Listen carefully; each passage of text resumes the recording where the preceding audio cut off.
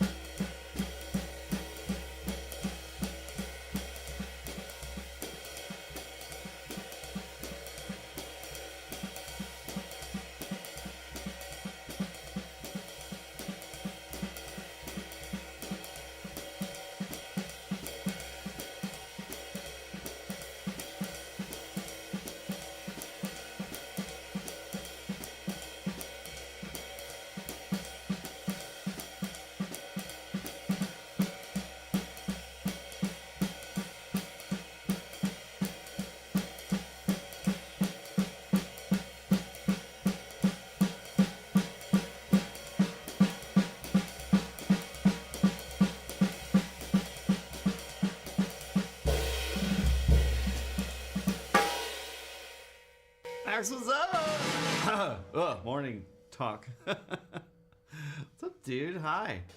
How are you, man? It's good to see you. Are you guys still working on your floor? I saw that. It looks like quite the project. Refinishing and dealing with that. Man, flooring is no joke. Or actual wood flooring, I should say. Just gonna warm up a little bit. I didn't play yesterday, so yeah, took a day off.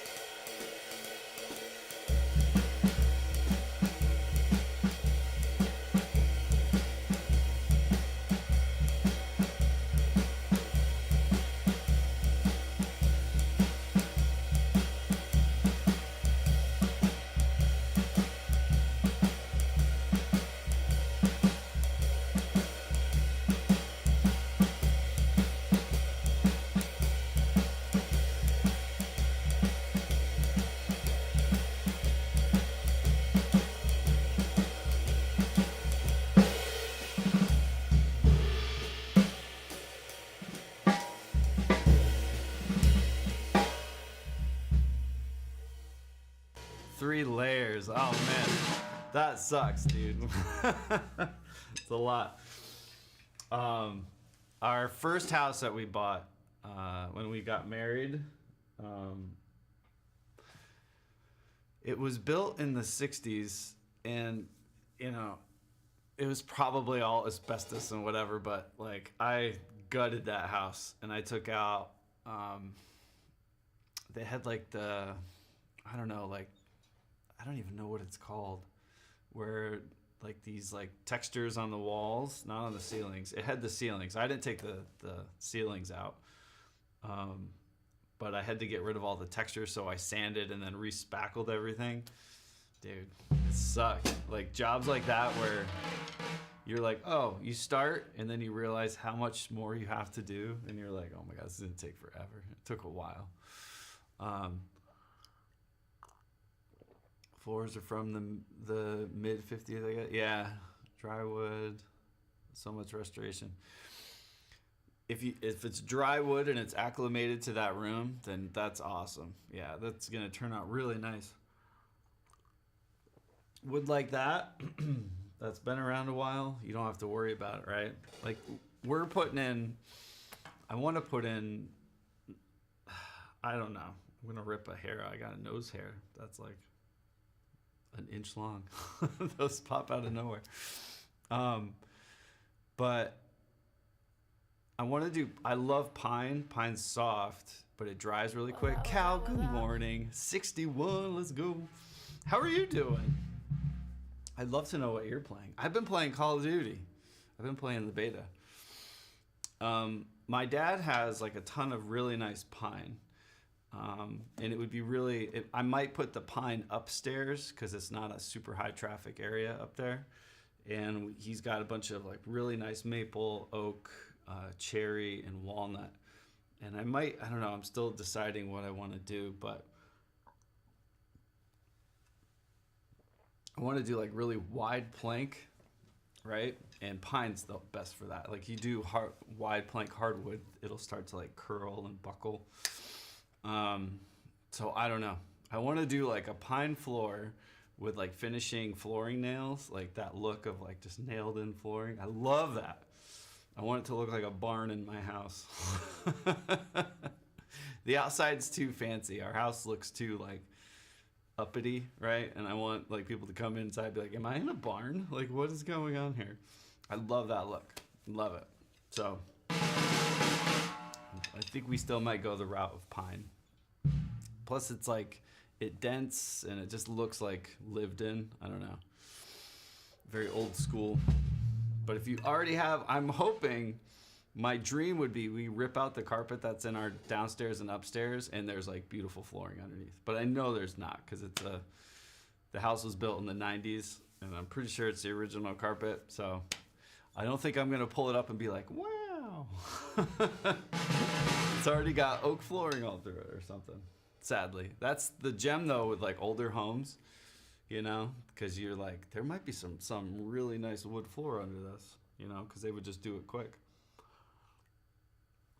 My dad was just saying the other day, like the farmhouse that they bought, like when I was little, when I was born, it like leaked. So he went up and he was going to re-shingle the roof. And he went up to this was built in like the 1800s, this old farmhouse that he bought. And he went up to get the shingles off the roof, you know, start like prying them off to put new ones on. He said there was 12 layers of shingles on the roof. Like the old owners were just like slapping on layers of like just shingle after shingle. But the homes, like the beams, like the house beams could handle that weight because they were these massive, you know, structures back in the day. They weren't made with like little 2x6s and stuff that they use now. So my dad was like, there's 12 layers, there's 12 roofs on top of it, and it was still leaking. So yeah, the old days, they just slapped it over top. Like, just put the carpet over the other stuff, it don't matter. Passing thunderstorm. Ooh, that's a good way to wake up though, right? That's beautiful. I love thunderstorms. It's cool today. We're gonna have a nice cool pre-fall. I don't know what you call this. What do you call this time of year where it's not fall, it's not summer? It's just like in the middle, but it's really nice here. But thank you, Cal. I'd love to know what you're playing. If you're playing any of the new games or anything that's out right now. We're enjoying the beta, the Call of Duty beta. The boys are playing their Fortnites, and I'm still playing Elden Ring. I'm like 9th playthrough, 400 and I think level 420 now. 420. Actually got hooked on Space Marine 2. Yeah, I hear that one's really good too. That's just like, well, that's a pre-release, right? It's not actually out. Sup, bruh? What's up, Sigmas? Fellow Sigmas. It's so dumb. That's all my kids say. They're like, yeah, Sigma. What the Sigma? Yeah, it looked really fun. Who was I watching playing it? Broman, I think. He was playing it on his birthday. It looked really interesting. But, yeah. Been playing the Call of Duty. You know, because it's fun. I don't know. I used to play Call of Duty like hardcore. Like modern, like the OG Modern Warfare. Like Call of Duty 4 for PlayStation 3, maybe. Or 2. I don't even know. 3. And then Modern Warfare 2, the very first Black Ops with the zombies. Like those 3 years, I played a lot of Call of Duty. I prestiged. I don't even know how many times, guys. I was like all about it.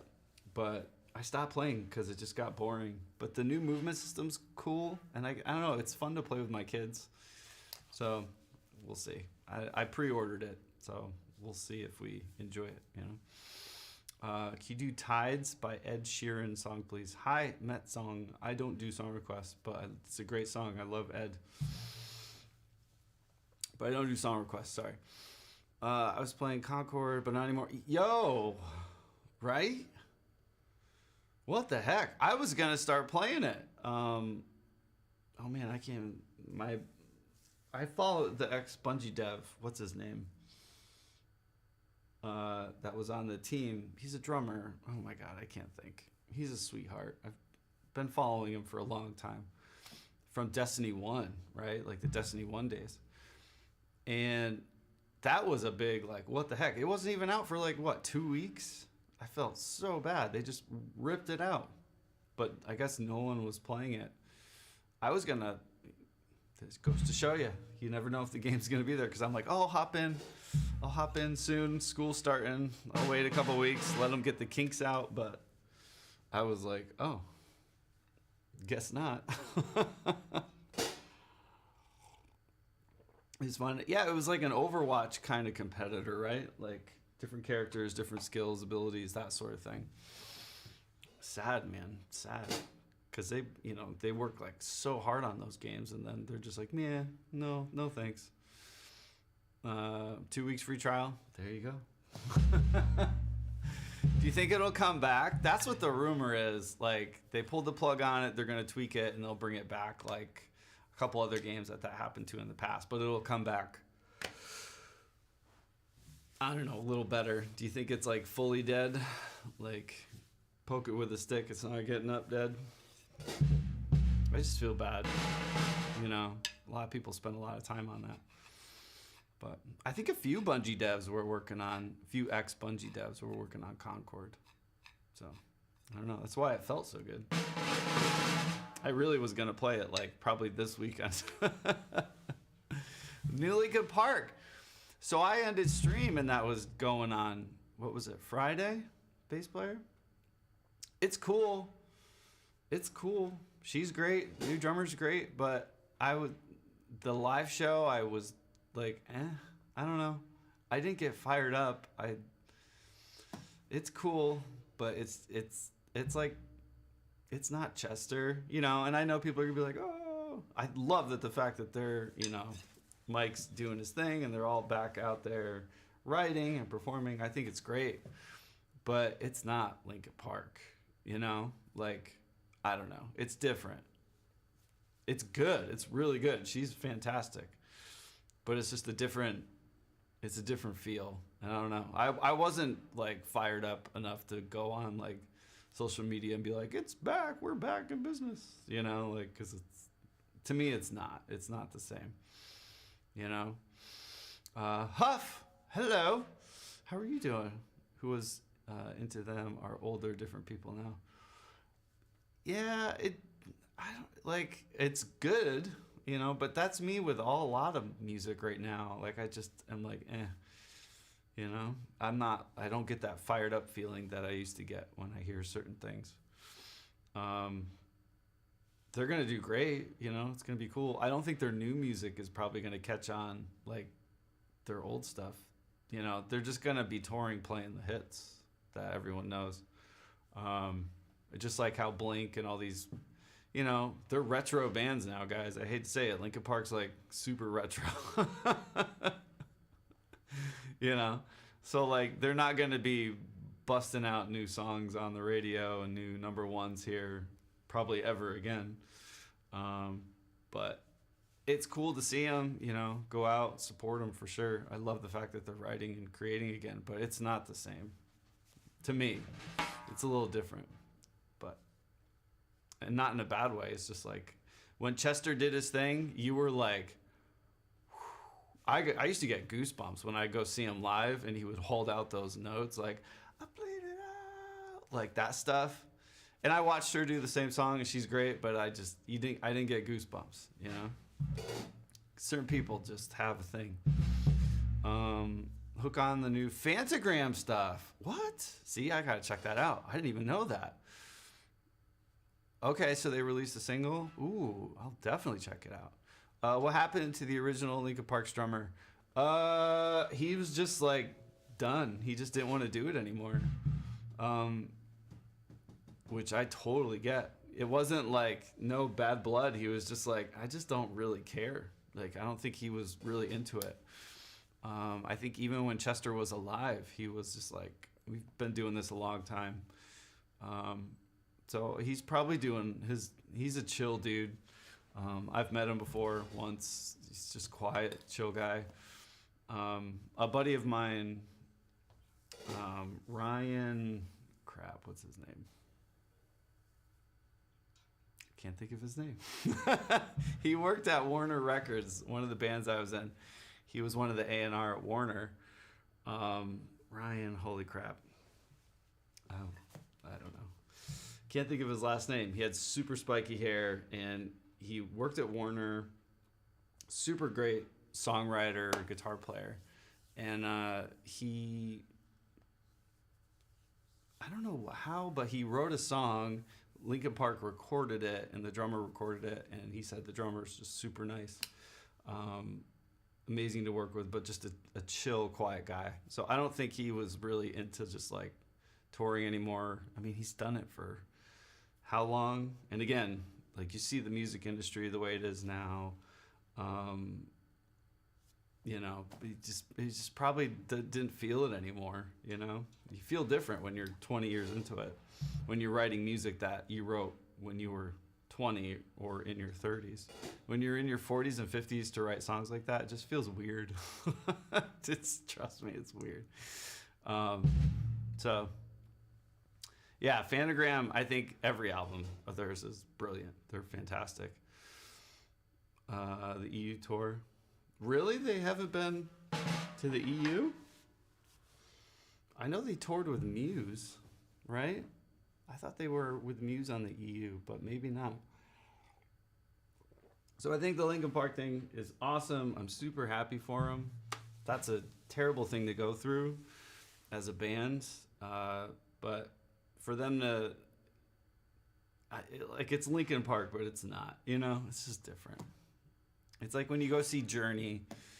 This is what me and my wife were talking about. My wife saw Journey with the new singer. She's like, he was amazing. I'm like, yeah, he sounds like Steve Perry, you know, kind of, you know, if you close your eyes, you'll still know that it's not Steve Perry, you know, or Queen for that matter, you know, like there's certain people, they just have a thing. And it's not just their voice and how they sound. It's the lyrics they write. It's the way they sing it. I don't know. We'll see. I listened to the new Linkin Park song and it's good, but it didn't like, it didn't make you just want to go like, oh, you know, that feeling. It's not, when I check, yeah, go to Europe. Phantogram, please. See Muse in the 2000s. They were great. Yeah, Tego, hi. I've seen Muse a few times. The last time I saw him was with Phantogram on the Drones tour. My wife was super pregnant, and we went to the Staples Center, and it was crazy. If you want to get to the front row of a concert,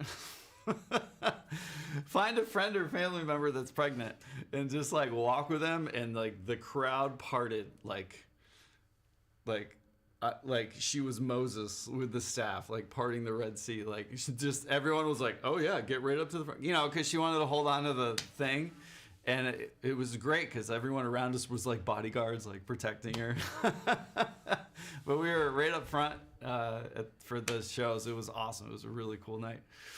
And it was the one where they were flying around like the drones, like the little air things around the Staples Center. And they were set up in the center of the arena. So it was really cool. It was great. Seems like Linkin Park's tribute cover band. High quality, yeah, like it's them, but it's, I don't know, the magic, I don't know, it's different, you know, it's there, it's Linkin Park, but there's a big chunk of it that, I don't know, it's just different for me, but still great. I'm not saying it's bad. I think she's fantastic. It's just a different thing.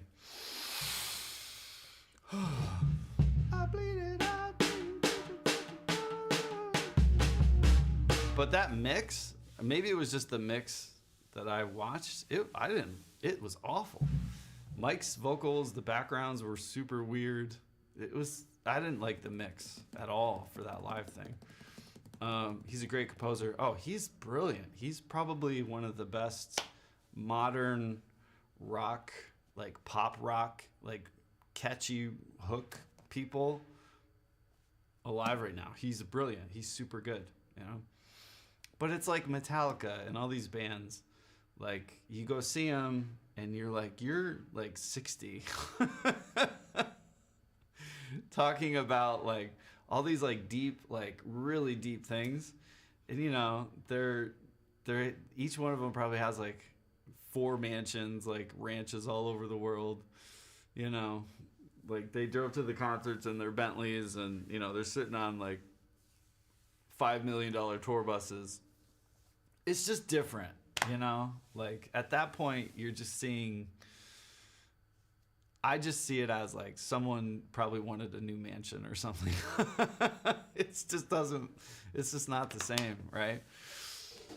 So I feel like certain bands embrace that, like the Rolling Stones, you know, like you're just seeing a product at that point. You're not going to hear new tunes. You're not going to hear, you know, a peak performance. You're just going pretty much to be like, I was there, you know, I saw the Rolling Stones. I feel like that's how it is now for some of these bands. It takes their 747 to go to the show. Yeah, like it's just weird. You know? I don't know. Don't listen to me. I'm a grump. But when, you know, certain rappers, certain rock stars, certain people start writing again after success, it's different. It's just it's not bad. It's just a different thing. You know, they're writing from a different place. They're really true, honest, like just really good lyricists and songwriters. That's what I mean. Anyone can sing and play stuff, but some people just tap into something when they're writing that just moves people, you know? Like when you hear them sing it or you just hear them sing a melody, you're just like, whoa. It just, the hairs go up on your back. You know, that's why a lot of singers sing and you're just like, eh. Because like it's just, they're just singing words. They're just kind of trying to make up a story or whatever. But sometimes when people sing, they got some stuff behind that, you know, you can hear it. You're just like, oh man. Chester to me was one of those people that when he sang, you were like, you know, so South Park Napsters episode? Oh man, the with Metallica. Yeah. Do you guys watch South Park still? I haven't watched South Park in a long time. I know they're still on. I'll just bring up Japanese artists. Oh no, I don't know anything about that. Yeah, the music industry right now. I think there's still people that try to hold on to this, like, this band is popular, this band's good, that band, but like it really doesn't matter anymore. There's so much stuff. It's like even the high production big label acts are struggling, you know? So everyone's on the same plane. All music is just kind of sounding the same right now because people are just trying to move, you know, whatever, not move plays, like on playlists and stuff. They want to get put in a commercial, they want to get used in a YouTube video. So that's what people are writing for. At least most producers are working towards that. Like, they want placements. So we're just getting the same, just like we were talking about cars the other day. Car companies are just going to make cars that they know they're going to sell, like, that are safe. No one's going out going, hey, let's make a car with like a toilet in it. Just we'll see what happens. Like, no one's doing crazy stuff. And in music, and you might say, well, this band is doing this and this band's doing that. It's like, well, not really. Bands have been doing that for different scenes throughout the last like 40 years. So no one's like truly, I think, pushing the boundary when it comes to music. Myself included. I don't know what to do next. Who knows? You know? But there will be someone who's going to come along and just like flip the table, and we're all going to have never seen anything like it. And that's going to be a really exciting day. Right? When the next thing comes around, because we're just gauging it off of everything we already have, and there's nothing new. Top to bottom, still favorite cartoon show. Oh, South Park, nice. That's why I'm digging the Japanese music scene. They really like to mix genres together into a song, and they aren't afraid to try something crazy. Yeah, but again, that's not new, you know? There's like mixing genres. That's been a thing for a long time. I don't know. There needs to be something that, how do I put it?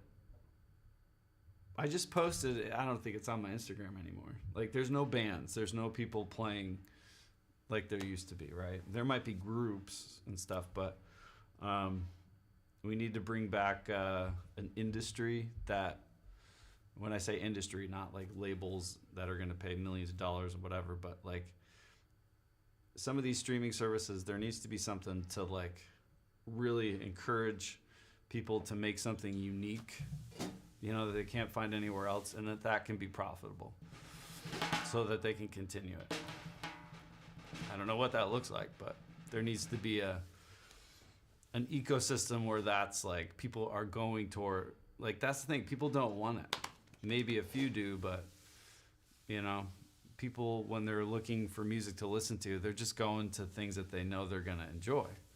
It kind of sucks. It's like going to restaurants. People right now are like, oh, I know I love burgers, so I'm just going to go get a burger. They don't want to try this new other thing, you know? Maybe some do, but the rate that people are exploring, no one's like really going out for new stuff. So it's really hard for up and coming people to experiment and be successful with that, right? Because you're going to need that. Like, people are relying all these legacy acts, or they're relying on all these legacy acts and legacy genres to generate money for the music industry. Where if we really look at it, we're like 10 years behind where we used to be, right? So we should be looking at the next generation of songwriters, you know, like that's where the next cool stuff's going to come from, not from, no offense, from people my age with mortgages and retirement plans, you know. The next hit is not going to come from that realm, or the next spicy thing, you know. So yeah, look at what kids are doing. Says that's where the next thing is. That's what people should be doing. But instead, we're fixated on another tour from this band that's been around for 50 years, or, you know, oh, this band that was really popular 20 years ago is now back, or, oh, da da da da. It's like, that's all that people are paying to see, or, you know, wanting to go see, right? So, I'll stop. So let's do anything, but yeah, a lot of people in the music rut, it's what they listen to. Yeah, and that's why I can't listen to music anymore. It's hard. As much as I like love certain bands like Phantogram, I want to hear what they're doing next. Because I do enjoy their take on things. I feel like they pull from all these past genres and do a little modern take on it. And I love her voice. She's brilliant, and I love their orchestrations and the stuff that they come up with.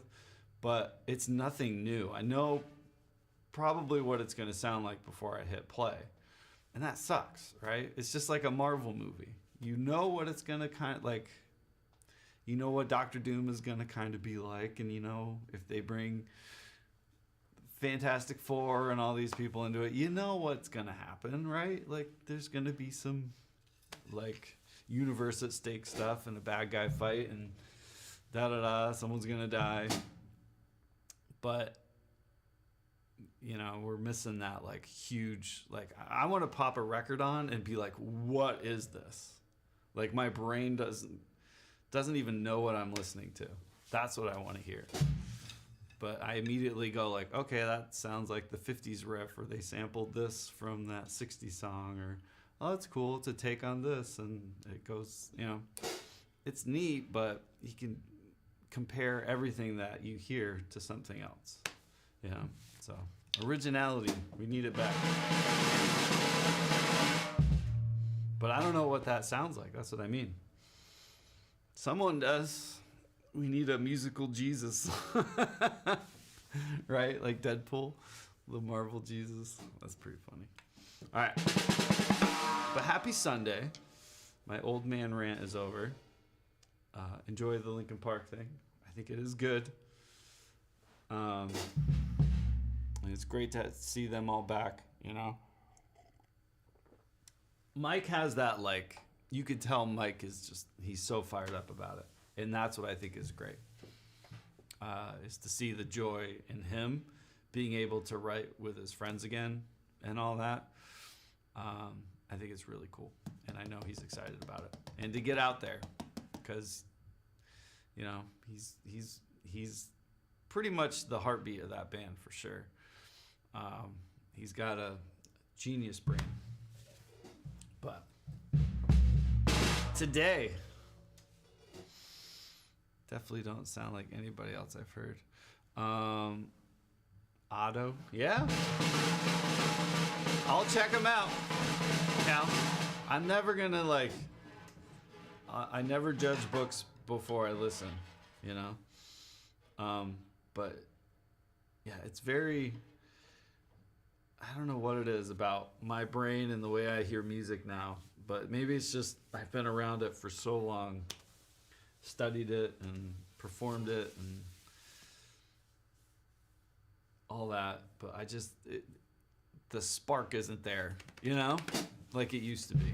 I'm trying to find it. I really am.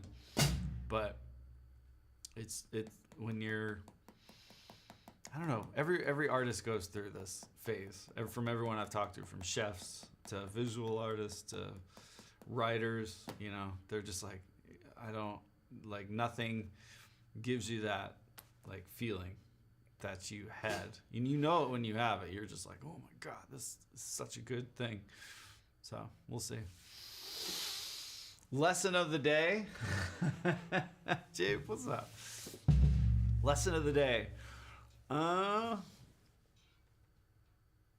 Find your spark, I guess, right? That's the lesson. Pursue what intrigues your brain. And I know it sounds super lame, But this is what my spark has been. Here it is. Finding Mojo, yeah. Yeah, and that's what I mean. I never want to be like discouraging to like people with bands that they love and music. But I have to be honest with people, you know, when they're like, I'm not meaning to say like, I don't like that, but it's very hard for me to listen to something new nowadays and get that feeling of like the first time, you know, I heard Tool or Adele or, you know, something like that, where you're like, what? Who is singing this? This is insane. It's very rare that I get those feelings. In fact, I couldn't even tell you the last time, sadly. Back to the basics. Yeah.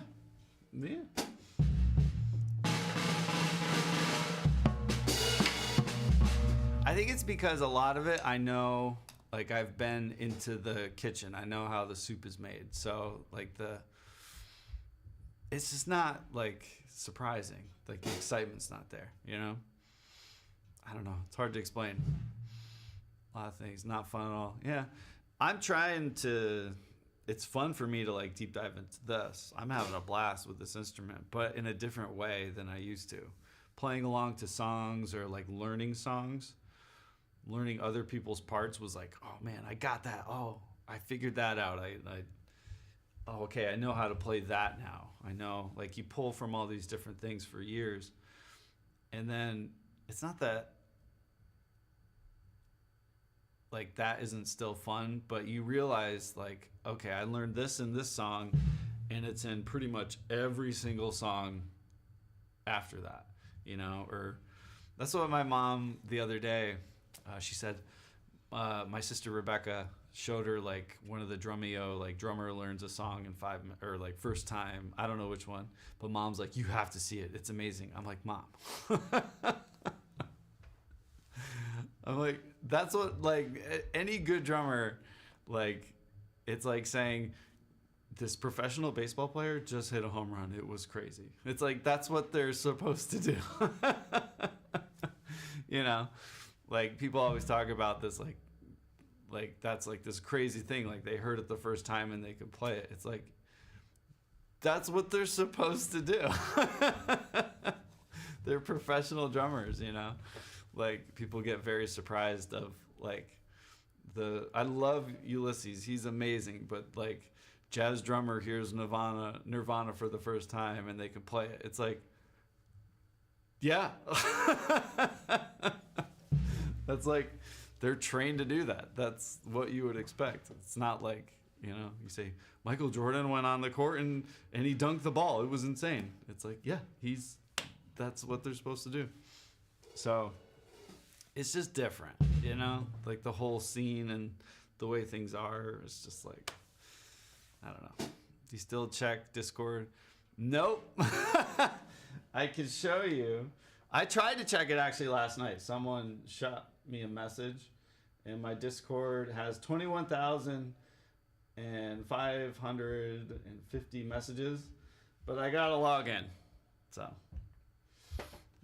sorry. I'm super bad with messages. This place, if you want to feel how it sounds, if you would be in a snare. Yeah. Oh, let's go. Thank you. Yeah. So I was telling my mom, I'm like, that's super cool, but like that's what he's supposed to do, right? The drummer, he or she. If you're at that level, yeah, you hear a melody and you should be able to spit it back, right? Years of training and all that stuff. So that's, you know, one of the things I don't like about Drumeo.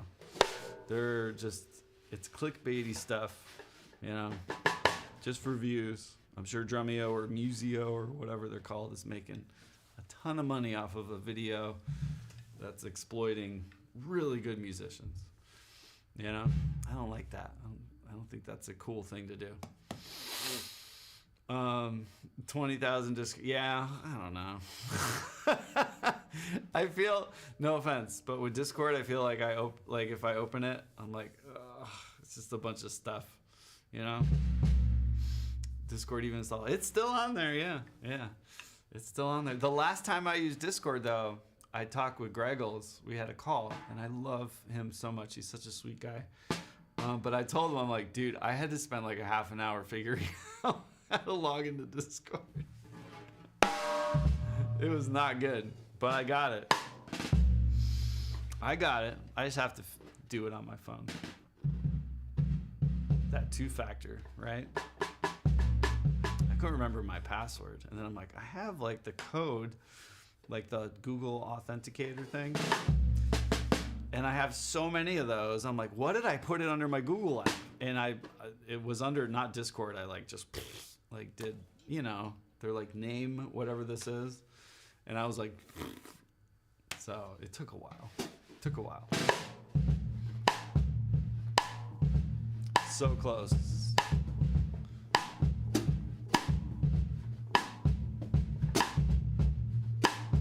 I tweeted the other day, people need to slow down. Like, we're all going nowhere, like just so fast. It's true. It's true. Worry about things that are important, not the things that aren't important. You know. I hear Toby's worried about them squirrels. You know. All right. Where am I at here? Got the robot going. Cal, it's really, all you guys, it's really good to see you. I enjoy streaming still. I enjoy working through this stuff. Again, I'm not in any rush. I know some people, this sort of thing can like stop them from playing their instrument altogether. I don't have that desire. Like I still want to play, and I'm using that to like, I don't know, find a new trajectory with it. But yeah, it's an interesting thing. I did fire up the Mac today to like, I was gonna play along to some songs. I'm like, yeah, maybe we'll do that today. And then I was like, no, I really don't want to. So part of me is trying. There's like a little glint in there saying like, yeah, you should play along to some Phantogram today or some John Mayer. That'd be fun. But then I'm like, you know, that seems like wasted time to do that now. I don't know how to describe it. Like I feel like if I just sit and play along to a John Mayer record, I could have used that time to work on something else. It's hard to explain. I got to get past all that, right? Or maybe I don't. Who knows?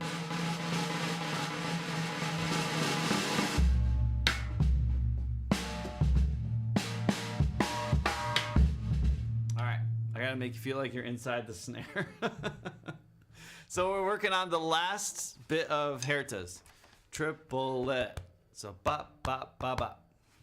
Triplet. Right? Bum, bum, ba, ba, bum, bum, ba, ba, bum, bum, ba, ba, bum. It's my Game of Thrones. Dun, dun, dun, dun, dun, dun, dun, dun, dun, dun. That's our lick of the day that we're gonna start with. It's my great aunt Elner. It's her 95th birthday today, or this week. But we're gonna go down and have a big party for her. So I gotta make sure I don't miss Aunt Elner's birthday. And we're going to the cemetery where my great-grandparents on my mom's side are buried. It's a big, like old cemetery, like super fancy. So we're taking the kids to check that out today too. So it'll be a fun afternoon. We'll get some treats somewhere, hopefully. Last thing, I had Chick-fil-A yesterday. The peach shake is gone. And they have banana. Like, I was like physically like wanted to throw up. They're like, we don't have peach anymore. We have banana shakes. I'm like, banana? Who's ordering a banana shake? Right? Like, that's nasty. It's just mushed up. No. So I'm like, give me vanilla. But the vanilla was good. But banana shakes? That just sounds like Like when you're like, Mom, can we get a milkshake? And she's like, we have milkshakes at home. And you go home and she makes you a banana milkshake. And you're like, oh, you know? I don't think many people are ordering that Chick-fil-A. But their sauce is amazing. Like, so good. It's the best. It's freaking fantastic. Culver, we don't have that. Fries, cheese curds, and the burgers. Right? Yeah, we don't have Culver's. I've never had that cow.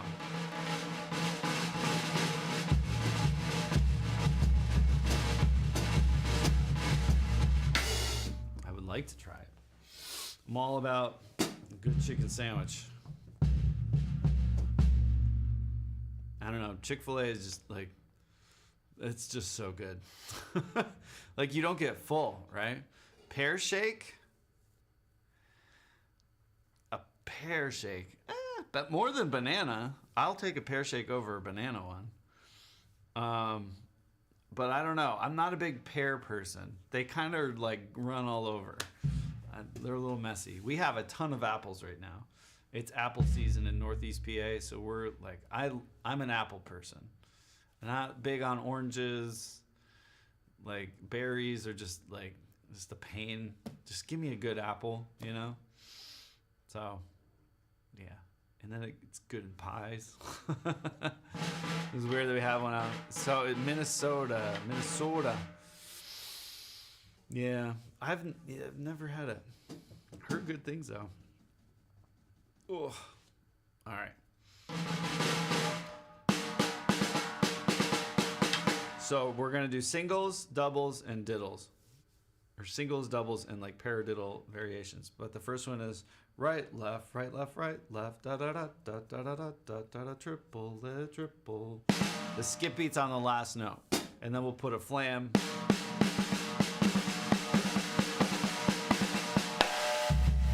And mess around with it, okay? I'm hungry. So I am on, I don't even know. So there's 800 milligrams per pill. Take 3 to 4 a day of ibuprofen. And my stomach has been fine, but I got to eat during when I take it. And I'm always like, you know, chicken sounds good right now, like fried chicken. I take a lot of ibuprofen. I've taken it for 2 weeks. I got like your leg, the tendon that comes up and hooks to your groin in your hip. I got a tear in that, and it hurts. It's not good. Banging burgers. Bear, what's up? How are you doing? It's good to see you. Culver's has good burgers. Oh.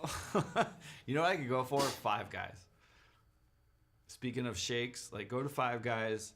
It'd probably cost like $50 now, but get a bacon, like double cheeseburger with just all the fries and like a vanilla shake. That's gotta be like $50 right now at Five Guys. Five Guys, like you go there, you spend so much money. It's crazy, but it's so good. When it's like super fresh and just like the burger's like melting. Oh. Love that. I would like to go get Chick-fil-A sauce, take it to Five Guys for the fries. It's probably really good. Slurkin. Well, oh, what are you cooking? We've been watching Mickey, or what's his name? The dude from The Bear. He's got a YouTube channel, Mackeson, or whatever his name is. He's really funny. He makes really good stuff. But he just did an egg roll thing with like some kind of taco, like beef thing my wife wants to make. I don't know. That's a bad channel if you're hungry, but yeah. I'll play some music. It's not real music, but nerd stuff. So I'll start with just the snare, move around, dot, dot, dot, dot, dot, dot. Again, do right, left, and then left. Right? We're going to work on a couple things, but yeah. Anyone has questions, please interrupt. I love talking about this stuff. It's really fun. So much food to cook. I got bacon. Ooh, chops, chicken tenderloins. Got to prep some veggies. Are you gonna wrap anything in that bacon? How do you do your pork chops? I'm curious. I'm an iron skillet. I love iron, like whatever. Oil for me, olive oil, a ton of it. I have a rub for pork chops. Put them on around 155 temperature. I'll take them off the iron skillet, medium. You know, it's perfect. Just like melt in your mouth. Do you know Wage War? No. Sounds like a political thing, right? Wage wars. Season room temperature. Yeah, room temp. Each side in pan, then so you do the oven? I'll have to try that. I love everything for me is like iron skillet right now. I love iron skillets. Like everything everything for me is on iron skillet. Eggs, I'll put steak, eggs, bacon, all in the same thing, you know. Cooking stream. My cooking stream would be really boring. It'd be like, here's a steak. It'd be like Ron Swanson cooking burgers. I'd be like, heat up the pan, stick of butter, salt your steak, throw it in. There you go. Add sauce if you like. I don't care. That would be, I'm pretty basic. I just like meat in a skillet with butter and salt. Sometimes pepper, right? It's a good band. Right on. Yeah, I've never heard of them. A real skillet. So I have 4 iron skillet pans, like a really big one, medium, and a really small one. And I want to get for outside, like for cooking, we have this big like fire pit that I built. I want to get like one of the, like a teepee thing to have a hanging like pot for stew and like cooking big like deer hunks out there in the winter because we got a ton of wood. But yeah, I'm all about iron stuff. I just, the way it heats up and stays hot, you know, it's so good. I don't know. 91-year-old cooking a full meal in a skillet of lard, fries, pork. Yeah, we have like jars of bacon grease. We used it yesterday for popcorn. Like, do you ever have like duck fat popcorn? It's so good. Use bacon fat and like make your popcorn and then put bacon grease on it. Salt. Oh, so good. Seriously, try it. It's really good. Actually, local Gordon Ramsay. Not really. I mean, if you like steak, I can make a really good steak and deer meat and pork chops and fried chicken. Yeah, maybe. Do you want to hear one of their songs? No, I'm sorry. I'm good though. I really don't want to hear them. Stand when they're old. I love it, Cal. I love it. Yeah. No, my wife and I, we've made bacon in the morning pretty much every day this past week. Like a little bit, not a ton, but for the boys before they go to school, eggs and bacon. So yeah. Crush. What's up? How are you doing? All right. Yeah, happy Sunday, guys. Bacon, where's mine? Oh, Drew, it's the thick cut bacon. Like, it's hard to find good thick cut bacon anymore. Like, this stuff is like chunk bacon.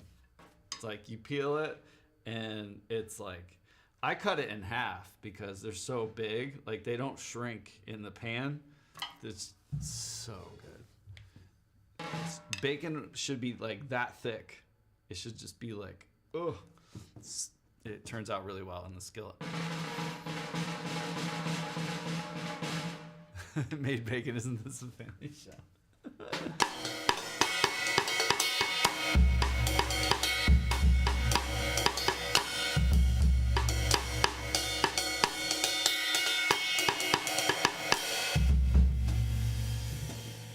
Now you feel hungry in a snare. All right, I'm gonna play. Wait, Drew, really quick. I just saw a thing online. Is Texas supposed to get a big storm coming soon?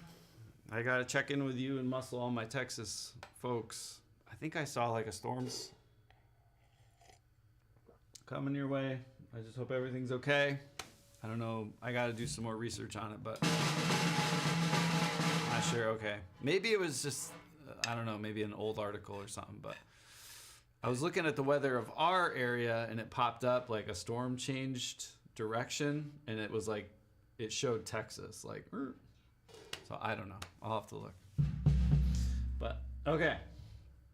I have a crash cymbal today too. I have one of the Byzance 20-inch extra thin.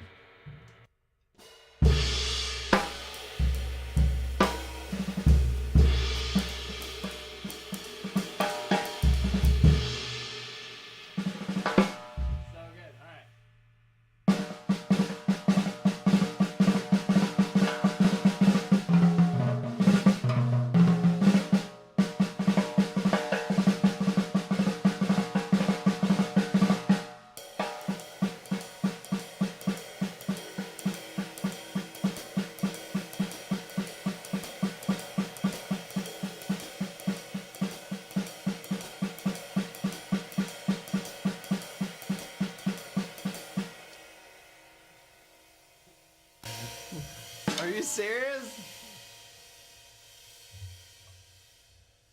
10-inch splash? Roctagon?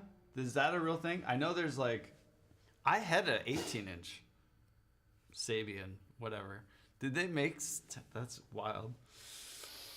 I can make you one. Get out the old metal grinder. I don't know how that would sound. That would sound probably very interesting. You should go on like Facebook Marketplace. They made a 6, 8, and 10. Really? Interesting. I need to bring that back.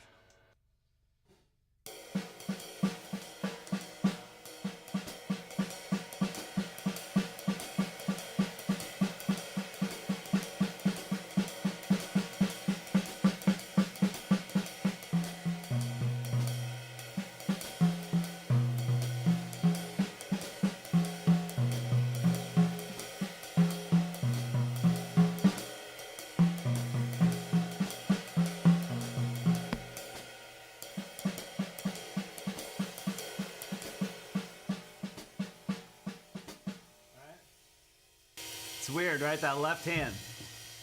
These are gotta learn the rhythms within a rhythm. So right, left, ba ba ba. Back. It's really a shuffle, right? If you break it down.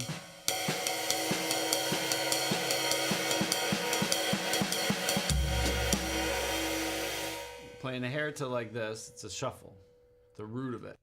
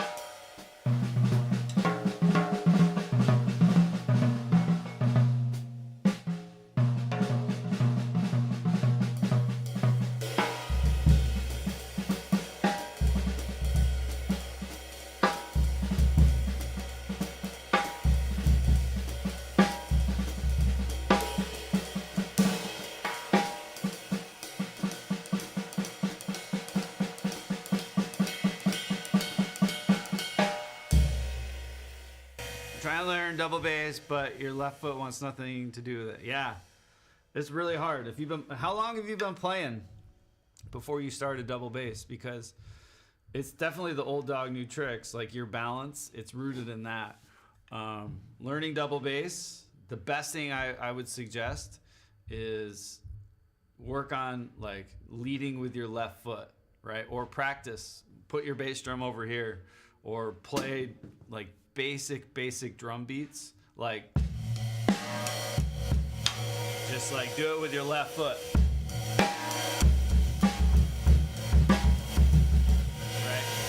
You got to teach it, spend time with it, let it have the lead a little bit to gain some confidence, right? And work on those muscle groups. It's not that you can't play double bass. It's just that you're comparing it to your right foot, which is like,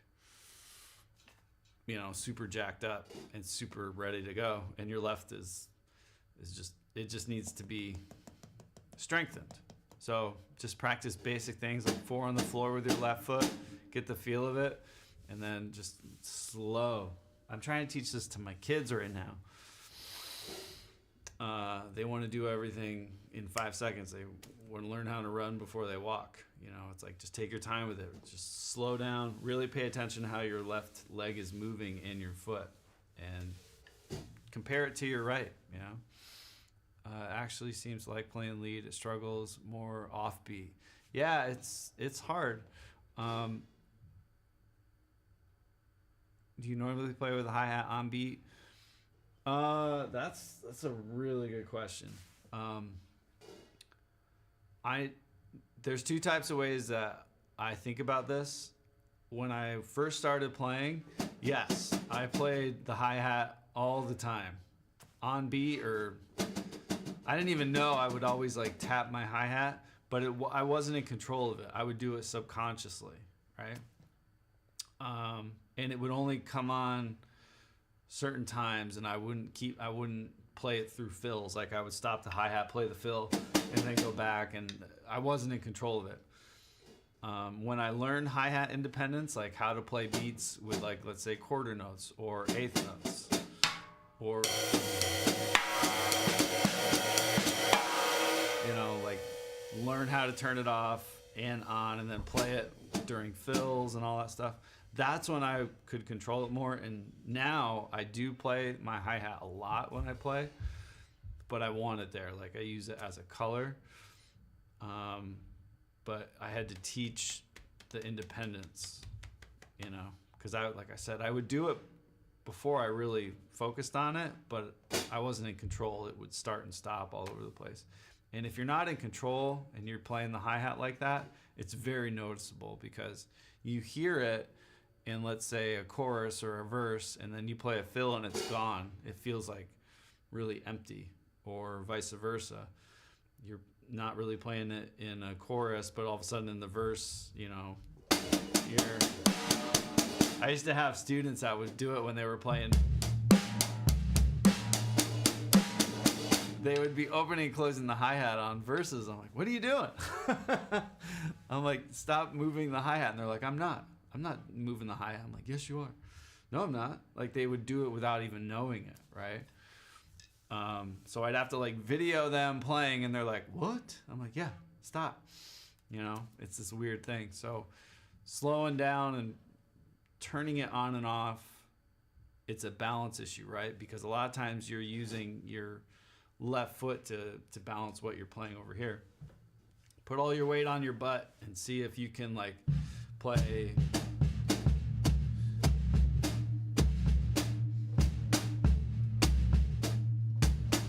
stuff like that. Like just see if you can control what your feet are doing.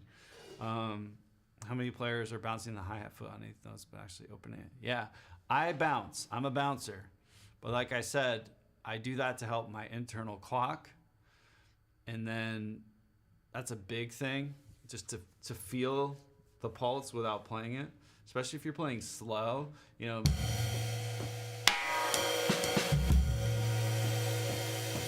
I'm like tapping or doing something just to help keep that internal, a higher subdivision, present in there somehow. But it's a really good topic to bring up, Just holding the weight off your legs takes leg work. Yeah. Well, it's a core thing, right? A lot of drummers lean forward when they play, like they're like leaning over the kit, which is terrible, right? You're fighting yourself to play. Or they lean back when they play, which again, you're spending so much energy just to not fall back. So making sure you have proper balance it just allows you to like lift up whatever leg you want whenever you want. You don't have to be like, I want to use my left leg and I'm leaning forward, so now I got to lean over this way, which makes the right a lot harder to hit, you know? So making sure your balance is on point is key for double bass, and staying relaxed. If you're tightening up to play really fast, like slow down to where you're not tightening up to play. You should be very loose, like, and as you get faster, maintain that looseness, maintain that balance, right? And practice it with just your feet, and then just hold your arms out. Simulate playing. Don't play a ride or don't play any drums, but keep your feet going, bring your feet in. You notice it's a lot harder when you reach your hands out because your balance gets adjusted. Learn that.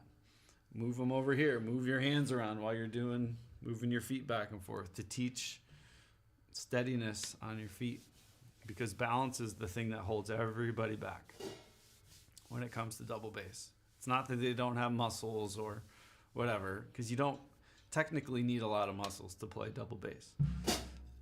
You know, just like drummers. You know, everyone's like, I don't have muscles. It's like, you don't need muscles. You need repetition and brain exercise, and to teach your nervous system what to do. I want to make sure that your drum stool allows you to balance easy if you move to tractor style drum seat. Just felt easier to bounce. This is a tractor style. If it's all the way up, like if you're up really high, like the Dave Elitch kind of thing, it just kills the back of my legs. Like, I don't know. Everyone's gonna have a different approach to this, but if you're using more ankle or leg, you know, if your legs are coming up and down and you're up really high and you have a tractor style seat, it's gonna start cutting into your legs if you're doing like a couple hour sessions. That being said, I don't think there's a right way or a wrong way or a right whatever. Do what's going to make you comfortable and play how you want to play without any tension. There's definitely ways to do it, but I don't think it feels right for some people, you know? Like, I don't buy that argument of like, you need to be really high to play double bass. It's like, I don't know. Look at Danny Carey. Look at Dave Grohl. Look at those guys. Like, they're super low, you know? Look at Eloy, the new Slipknot drummer. Watch some stuff from him, or Max, or even Joey. So those, or Meshuggah. Meshuggah sits a little higher. He studied with Dave now. So it all depends, I think, on a lot of different factors. But yeah, start with your core. Start slow. Just do right and left. And they should sound and feel similar. They're never going to sound the same, so don't try to get that in your head. Like, my left foot, if you're playing a double bass, needs to sound like my right, because they're not. They're never going to sound the same. Physics, right? Like where they're hitting the head. It's like, you can get them close, but they're going to be different, slightly different pitches. So just go for like feel, stay relaxed, and power. That snap that you have with your right foot, you want that on your left. And right now, you're relying on power more than finesse with your left foot if you're trying to do double bass.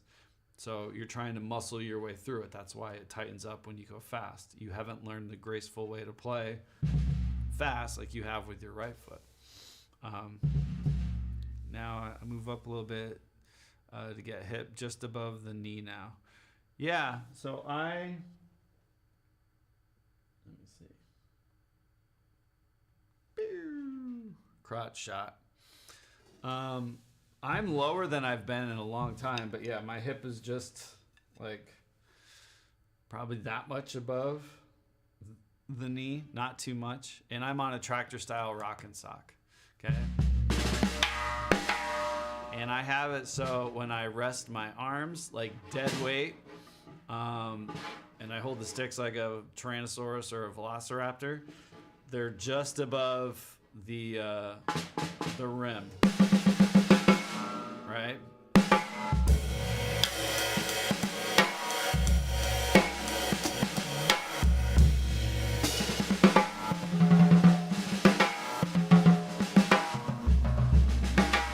I kind of want to lower this a little bit too.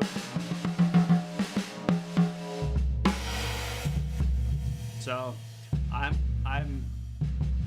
playing heel down though. That's the thing. I'm not playing heel up. Very rarely now do I lift my, if I do heel up, I'm pretty much level, right? And that feels a little weird. So I'm playing a lot of heel down for sure. Something to think of it, or something to think about. It's almost flat. Yeah, mine's pretty flat, pretty flat, hopefully. But this one's a little angled, obviously.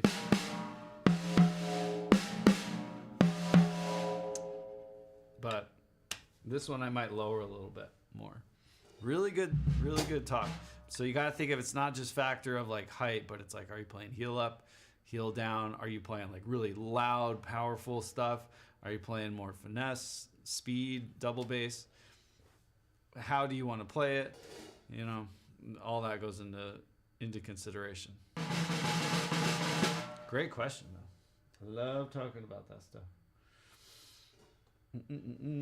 Triple it. Dot, dot, dot, dot, dot. Cheers. What time is it? What time is it? It's 10:30. Time's moving. All right. Pain, inflammation medicine's kicking in.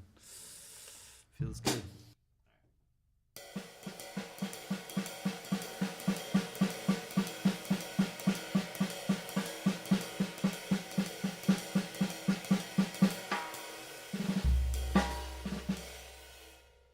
If you're trying to learn double bass, whatever you're working on with your right, teach your left. The same thing.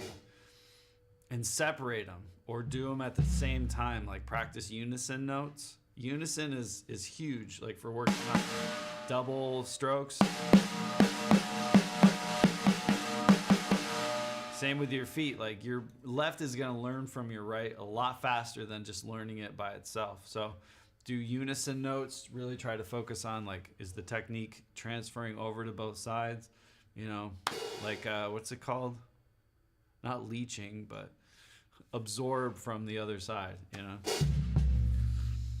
It's a way to think about it, because your brain's, it's just got to learn the movements with your left foot. That's all it is. You have everything here that you need already. You just got to learn the movements and teach it to your brain.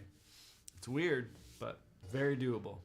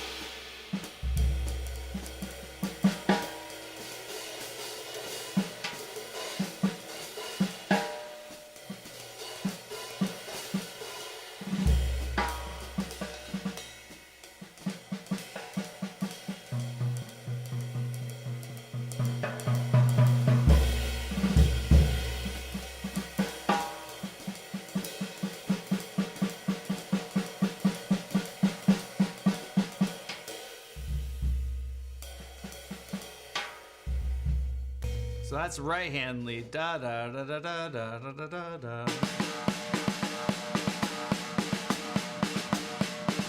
So left hand.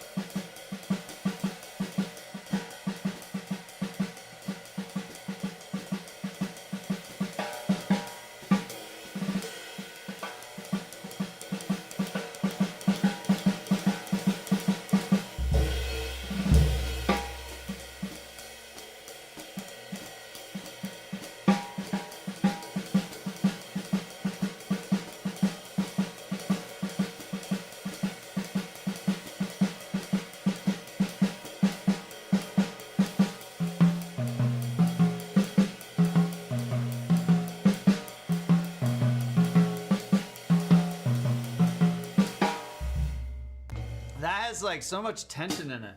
It's a shuffle. Ba ba ba ba da da da da.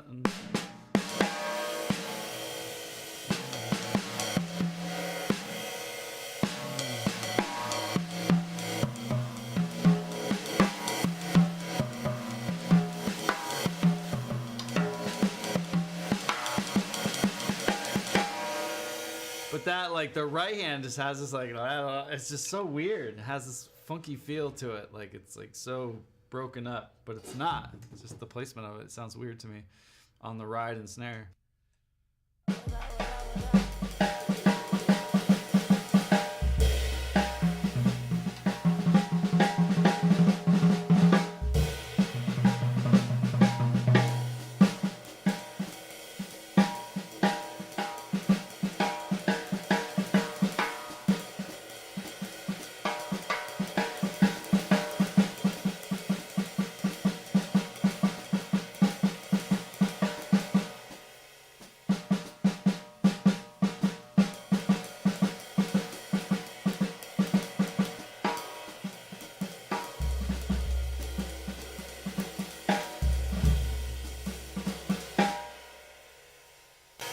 Dude, thank you for the forward.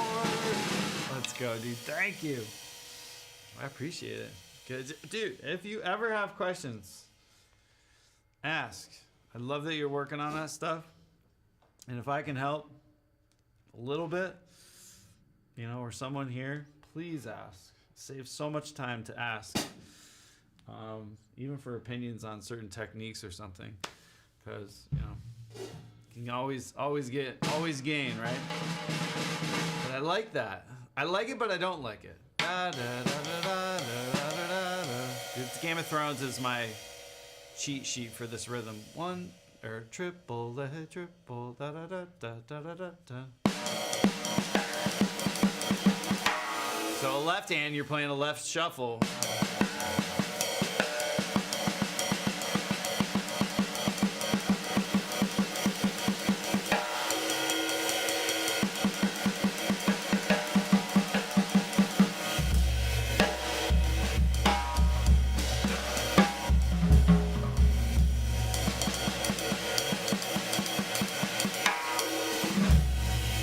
Now let's add a flam to the right one. So right, left.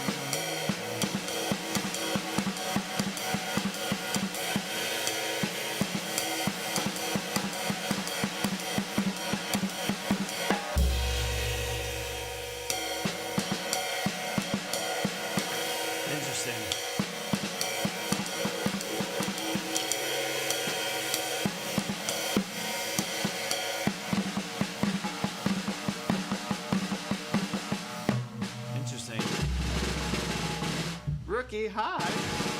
Always teaching, right? Hopefully. Hopefully. Or helping. Helping. Guiding, if I can.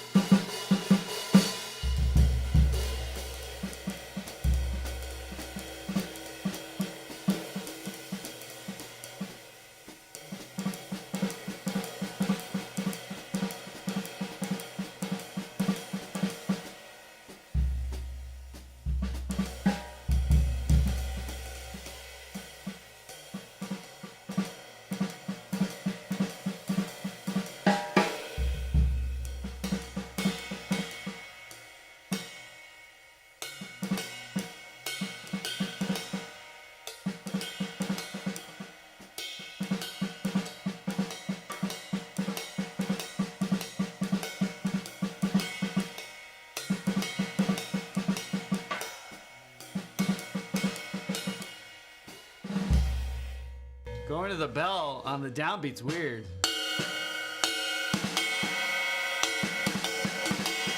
I don't know why.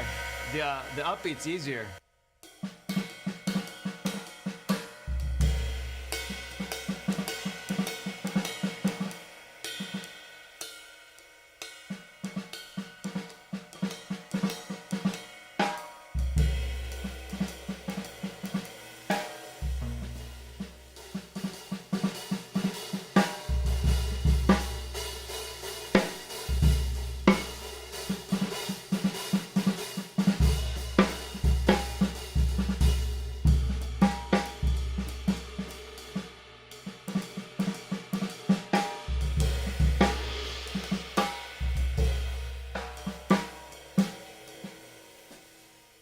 Let's try left hand with a flam.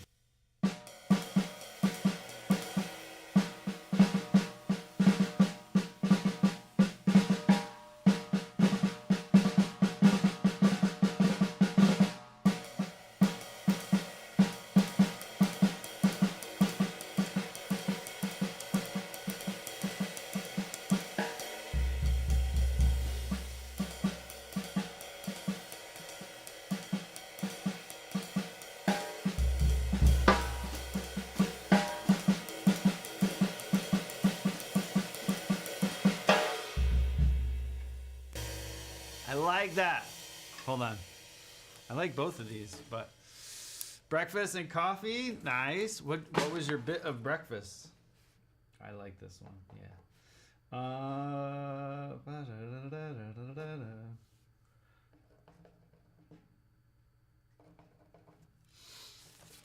I had a granola thing, and it was kind of meh.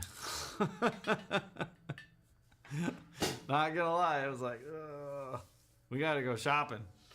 We're out of bacon.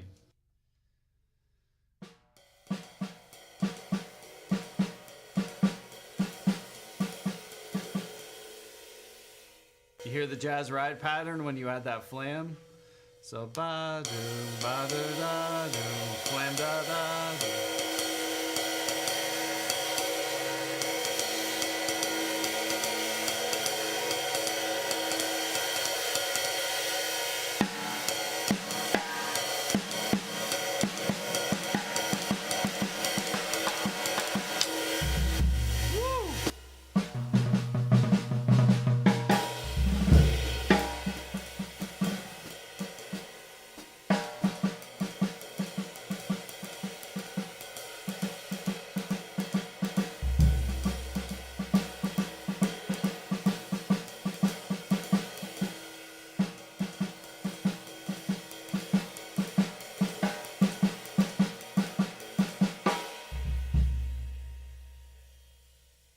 Nice. We've been doing this week too. We went through bread really fast. My wife was like, "Where's the bread?" I'm like, I was making cinnamon toast, right? Or cinnamon sugar toast with like a ton of butter. So the boys would come home from school and I'd be like just making like this toast with like so much butter and so much cinnamon sugar. Oh, it's really good. Butter is so good.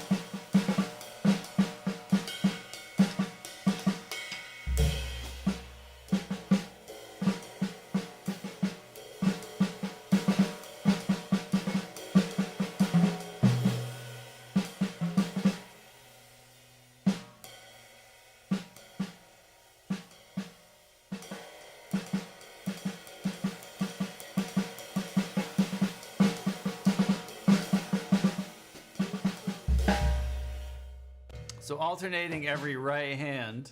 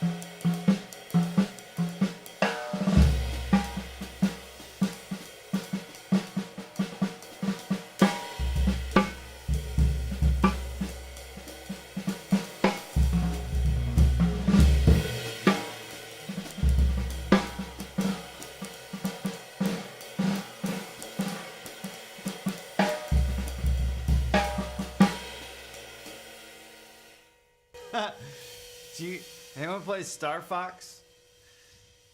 What's that? The not the frog?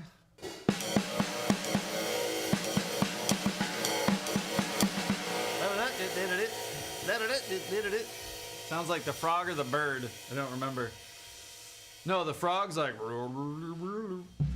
the rabbit. I think it's the rabbit.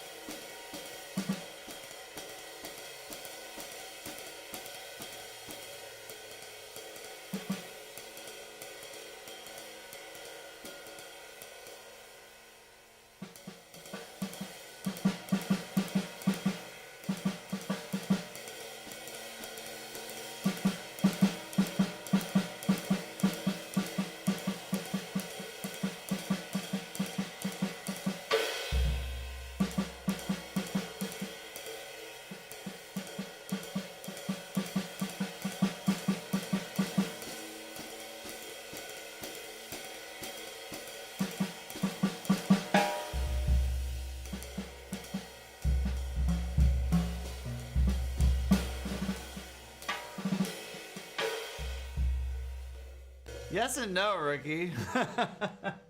I'm not really hearing, I'm not doing music too crazy, but definitely hearing parts in my head, that's for sure.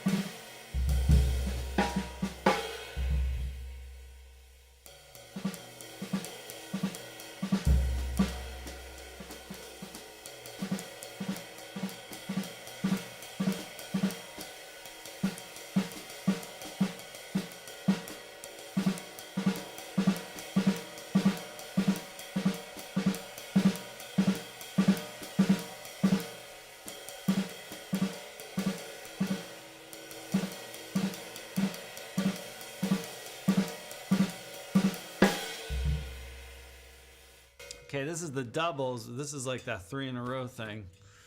3 rights in a row.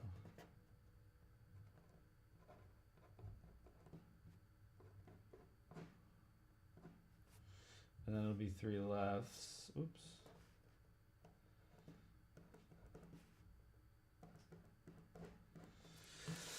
These are cool, I guess, but let me see.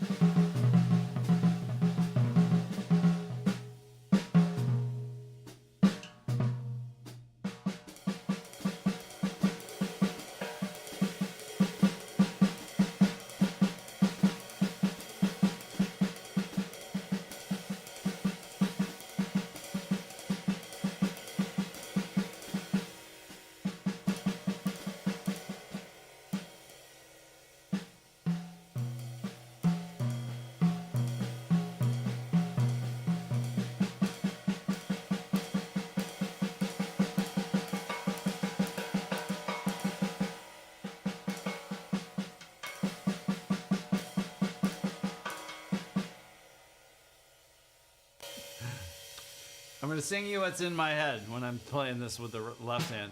No one fights like Gaston.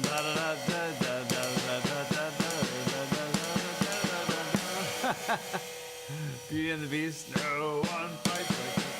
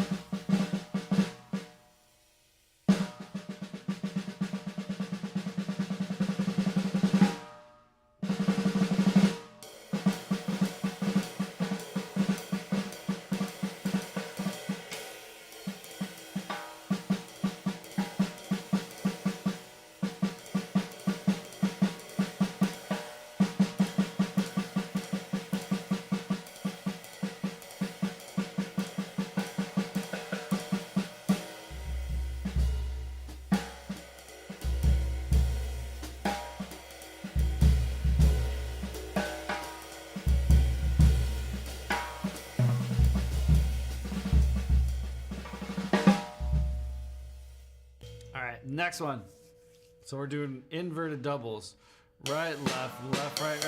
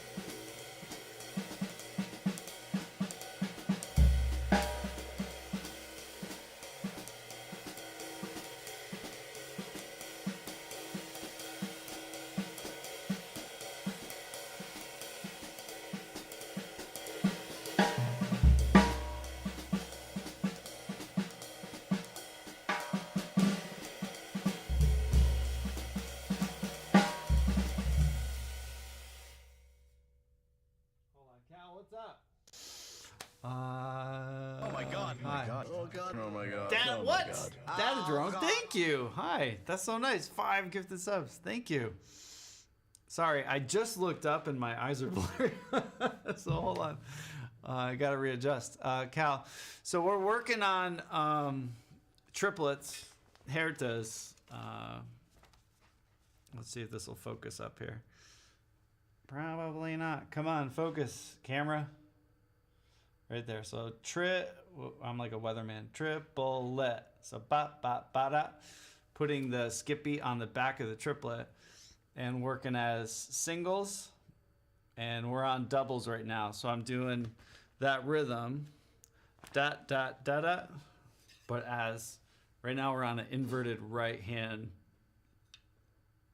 double stroke roll. So right, left, right.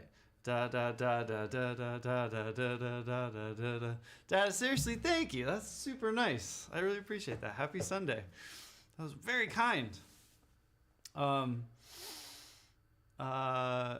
Gupta, can you guide on how to think of fills on the spot during a song? Yeah, we could talk about that.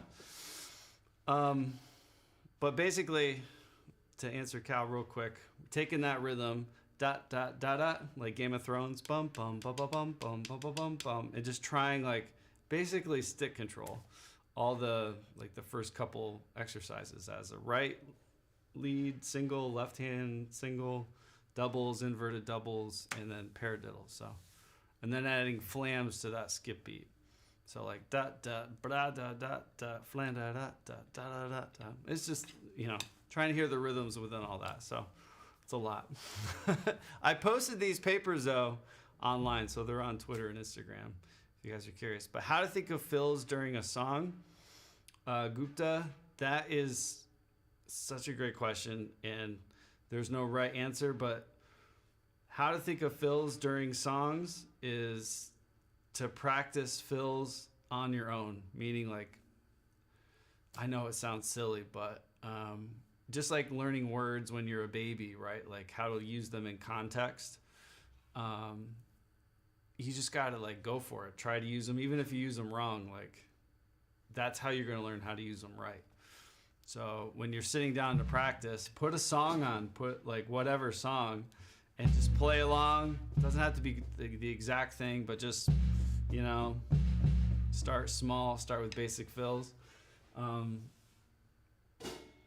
and figure out what you don't like or what doesn't work. And that's how you'll learn what fills work for you, you know, because there's no answer for that question, rather than you just have to experiment and process of elimination. Just put a song on or just start like a basic beat.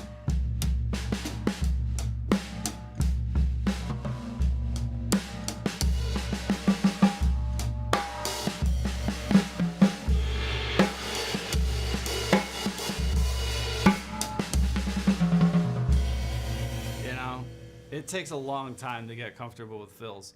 And I'll say you'll probably never get comfortable with fills, because they're really an expression of you as a drummer.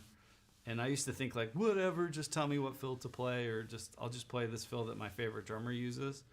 But fills on the drum set are really a way to express who you are as a player and what separates you from other drummers. I've learned that over the years. When it comes to every drummer, you want to have a great feel, like a great groove, whatever. That's super important. That's the main thing. But what I think really sets aside different drummers when you get certain gigs is how you approach a fill or a transition in a song, like how you move between verses and choruses and bridge sections and starts and stops, pickups, all that. You know, how well versed in that. Just sometimes it's not the fill that you play, but it's how you play it, right? So that's a very deep question. But just practicing along to songs, learning what fills work and what don't. You got to teach your brain what works good for you. But start basic, start simple, you know. Bernard, what's up? How are you doing? Happy Sunday. But I will say, don't rush it when you're trying to like get good at fills or whatever. It's just like working out or like exercising, you know. When people say, how do I run a marathon? It's like, just start running. And every day try to run a little bit further until you can do it, right? Like we're all capable of a lot of amazing things.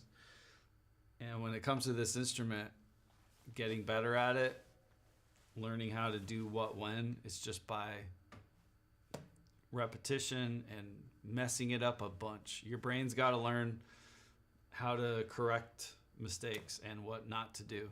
And the only way you could do that is by falling down, right? When you're a baby, when you're learning how to walk. How do you learn how to walk?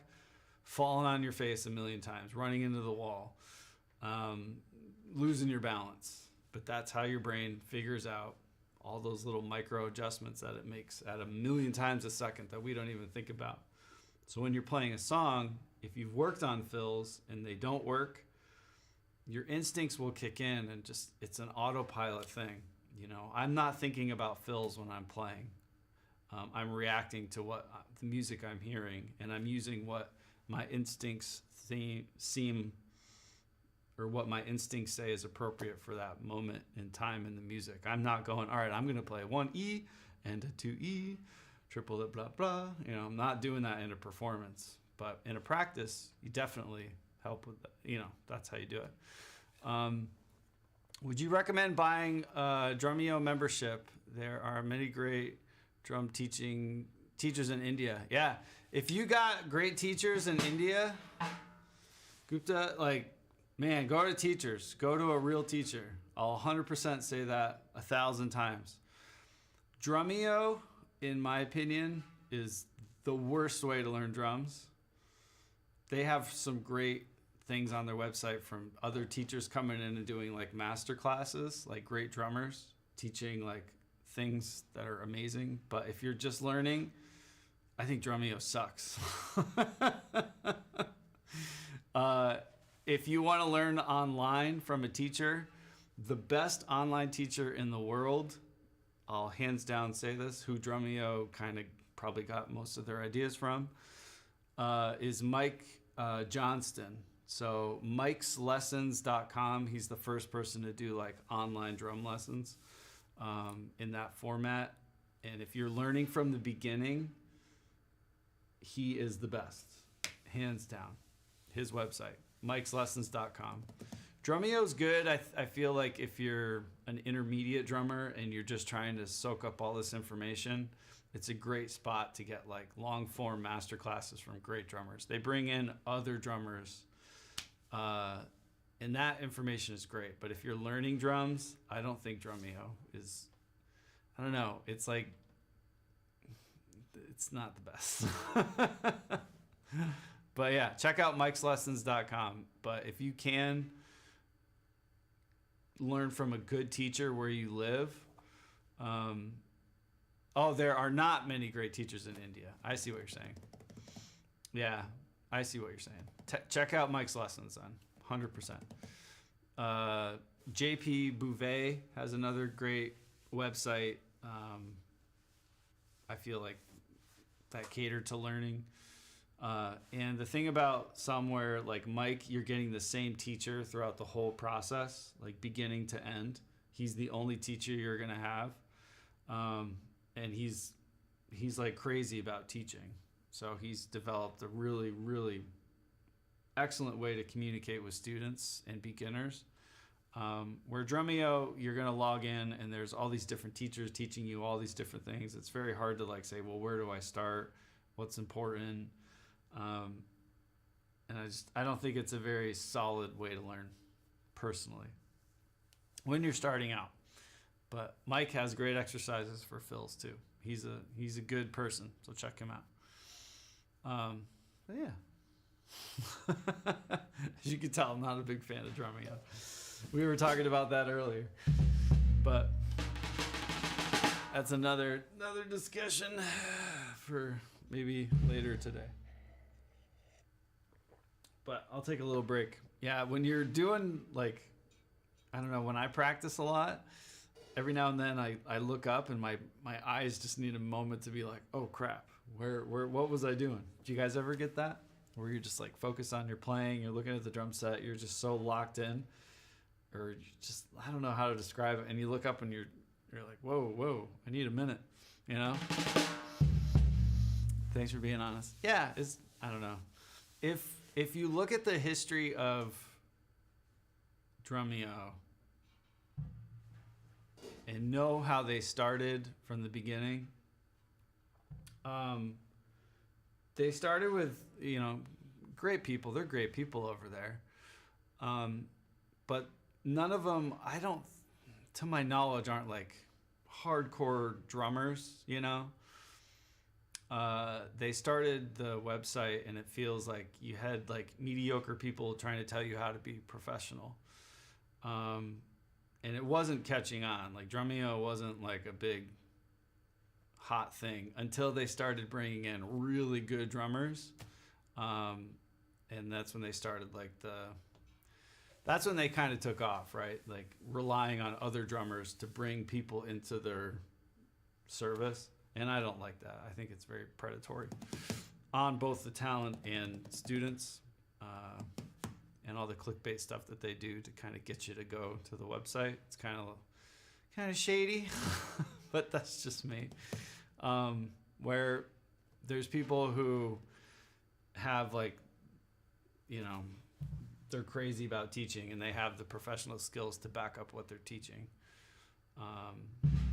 and experience. So that's who you want to go with. Like if you're studying with a teacher for cooking or exercise or whatever, you're going to want someone who's done everything that they're teaching you how to do. And that's Mike to me. That's the guy. I mean, he's toured professionally with a band. He's taught in student lessons for years. He's super professional. He's recorded with amazing producers, so he knows what to do.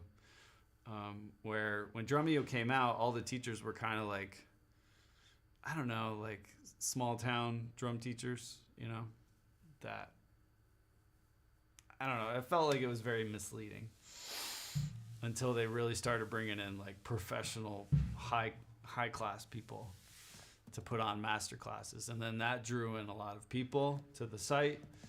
But without all those like big names and all that stuff, I don't think Drumeo is a very good source for learning. If you're beginning, right? Or if you're in it for the long haul, go with someone like Mike, who's going to walk you through all these stages, but you're going to have the same teacher, the same kind of principles. His thought process throughout the whole thing is going to be in all those lessons, where somewhere on Drumeo, you're going to have different teachers for different things, and it's very confusing if you don't have someone to guide you through it. So that's my take on it. Yeah. They remind me of like, I always say like Drumeo is like church pastors, like youth pastors, right? They're like, hey, why don't you come over? We got donuts, you know? And you're like, you're super happy. What's going on over here? We have fun music and free donuts. Why don't you come over and check it out? And you're like, what? Little, I don't know. It's interesting. Samus video was cool, if only because it turned people on to the cue method. His cue method. Yeah, I get it. Like, I get it. You're going to reach a big audience because of all that, you know. They've been doing it for a long time, like the grandma playing the drums thing and the longest drum fill and all this stuff. Yeah, you get, there's a lot of pluses to it, but I think they're reaping the rewards of Samus's thing, you know, in the long run. Like that video is going to stay on the Drumeo YouTube thing, and they might pull some people over to check them out. I get it. But if you look at long-term paydays, Drumeo is making bank on a lot of really good drummers, years of knowledge and work, and I don't think that's right. I really don't. You know? Yeah, study with Mike. Mike, what's up, dude? If Drumeo had someone like when Dennis Chambers is on, and like, just for example, they do that. Dennis Chambers learns, I don't know, a Tool song. If they said like straight up, Dennis is getting all the money from this video. Like if you watch this video with Dennis Chambers, he gets 100% of the profit of this, or like whatever, like on the website, he gets, if you watch this on Drumeo, he gets 100% of revenue or whatever. Then I would be like, yeah, that's amazing. That's 1,000%. I'm all about that.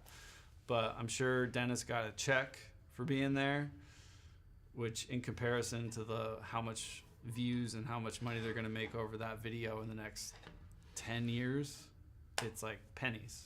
So I don't like when companies do that, because, you know, relying on another drummer's, like I said, years of education, experience, and hard work, and then it's just very predatorial to me. I don't know. I don't like it. But I get it. Drummers got to get paid. They got to get the money. And it's exposure, I guess, if you want that. But I know a lot of drummers, I won't step foot near them. Put it that way. You know. They were doing this thing down at NAMM, where they were like, "Hey, come play at our booth," and but they were putting these videos up, and drummers were like, "Oh yeah, cool," but again, they're just making advances for their company on other people's talent. I have a very hard time with that, but yeah. Mike, how you doing?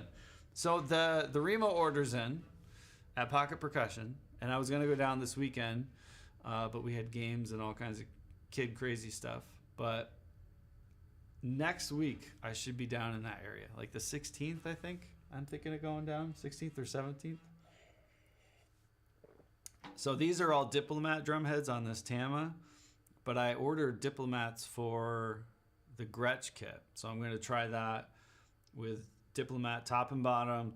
I got an Ambassador for that snare because it has a Power Stroke 3 on it currently. So we'll have some new heads, and I got to get a ride that doesn't have rivets in it that I like. Like I need a not staccato, but a very articulate new ride that I want, and a smaller, jazzier crash cymbal. Maybe like a 17, 18-inch jazzy, I don't know, maybe 16. We'll see. I haven't had a 16-inch crash cymbal in forever, but that's my plan. I want some new hi-hats too. I love these, but I'm looking for some K-Con hi-hats too, I think. So I'm on the prowl. I want to try out some Peisty Master stuff. I think Keith has that down there. So yeah, I'm excited. Are you guys getting any gear?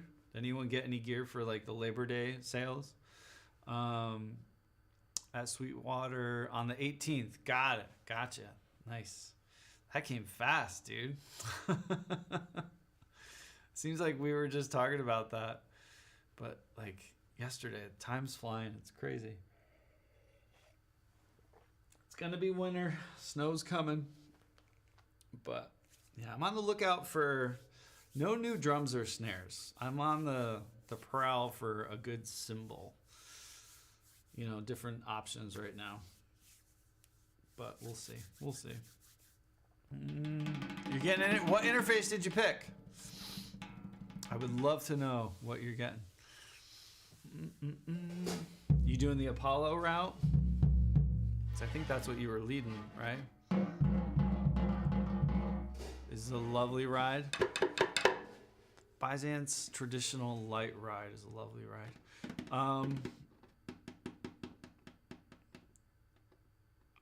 I've always loved the Meinl ride stuff, or Meinls. I had the Foundry Reserve stuff.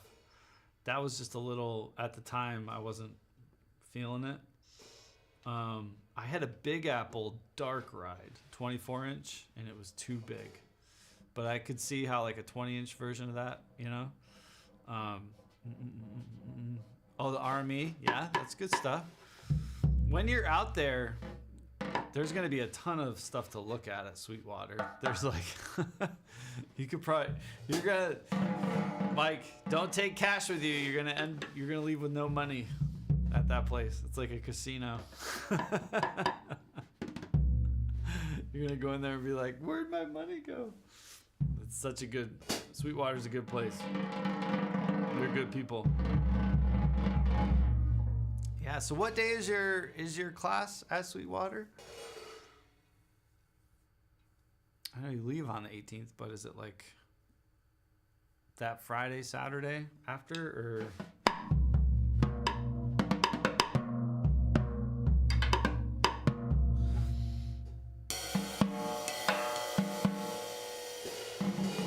Bad for everybody, yeah.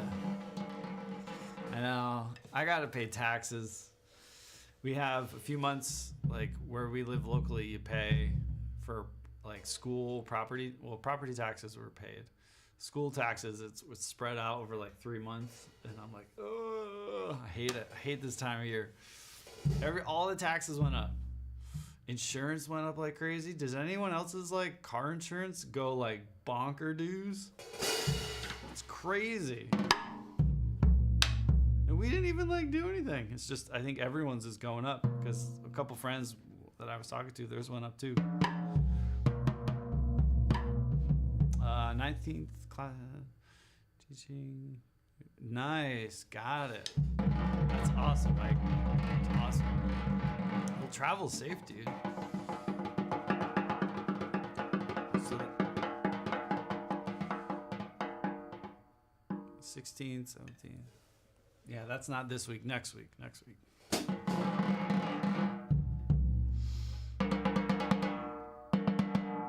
right.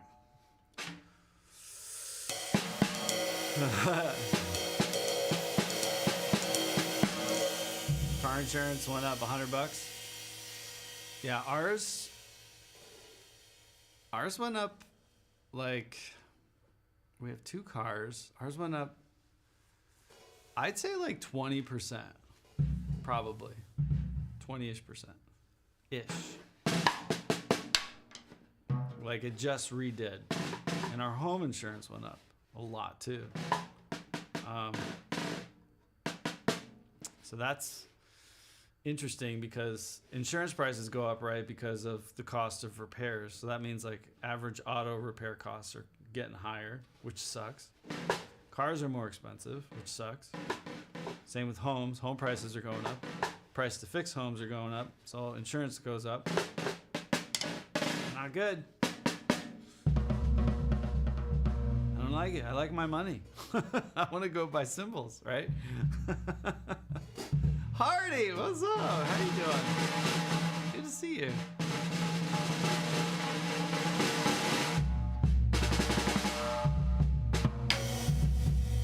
I gotta get oil changed too that week, Mike. My truck's almost at 90,000 miles, and it's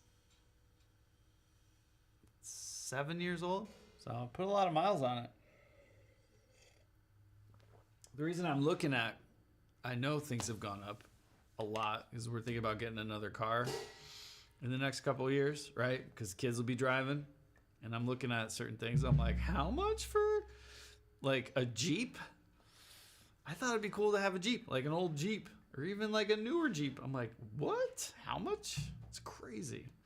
Jeeps used to be like 15 grand, brand new, like back in the day. Maybe 20 if you got like a super fancy one.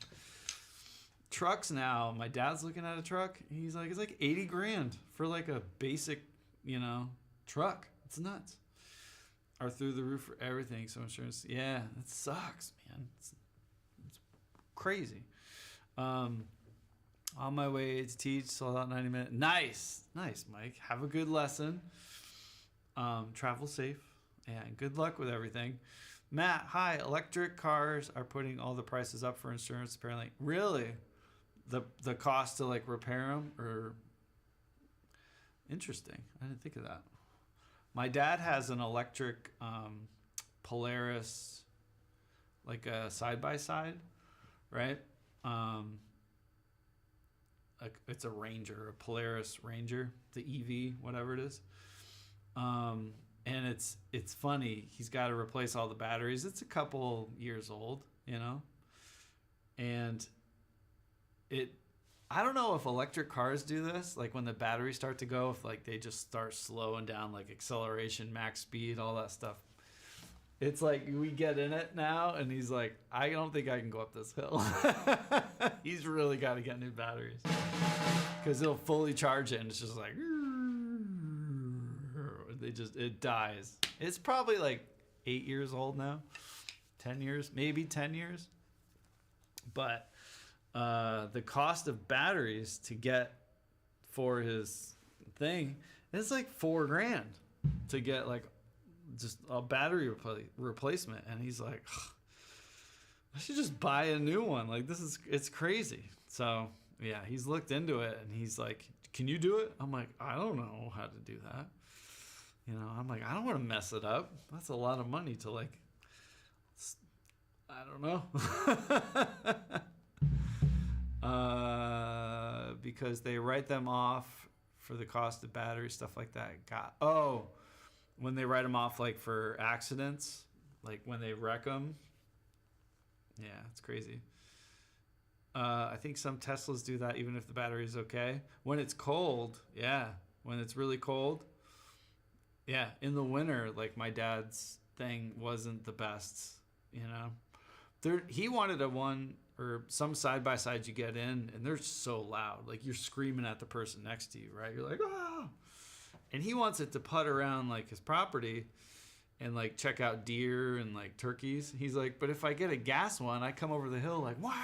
They all ran away, you know. So he got the electric one because it's quiet. He's like, I can drive up to a deer and they're like, hey, what's up? So there's benefits of it, right? At the same time, you got, I don't know, it's been like a year it really started going downhill, like the power of it. So I'd say you got 8 years battery life. But it got me thinking like Priuses, but I guess they're hybrid. But like a Tesla, if you have it for like 10 years, right? Do the batteries, like you floor it and it's like,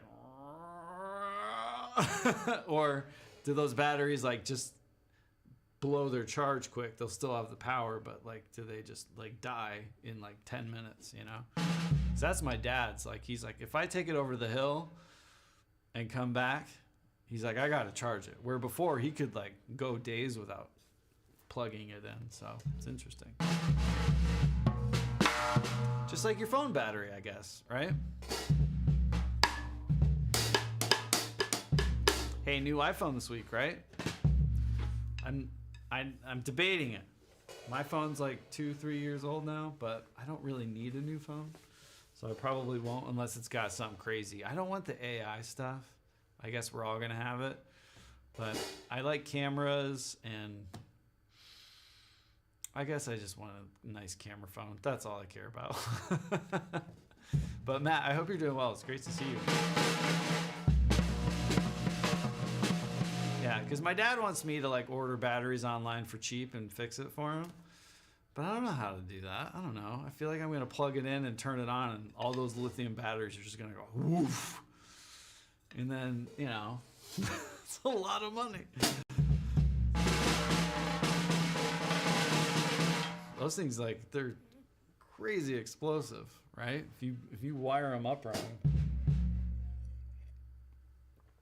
But yeah, I'd like to get. I was looking at I'm looking at the most terrible cars you could buy that I would think would be fun to have as a third vehicle to bop around in.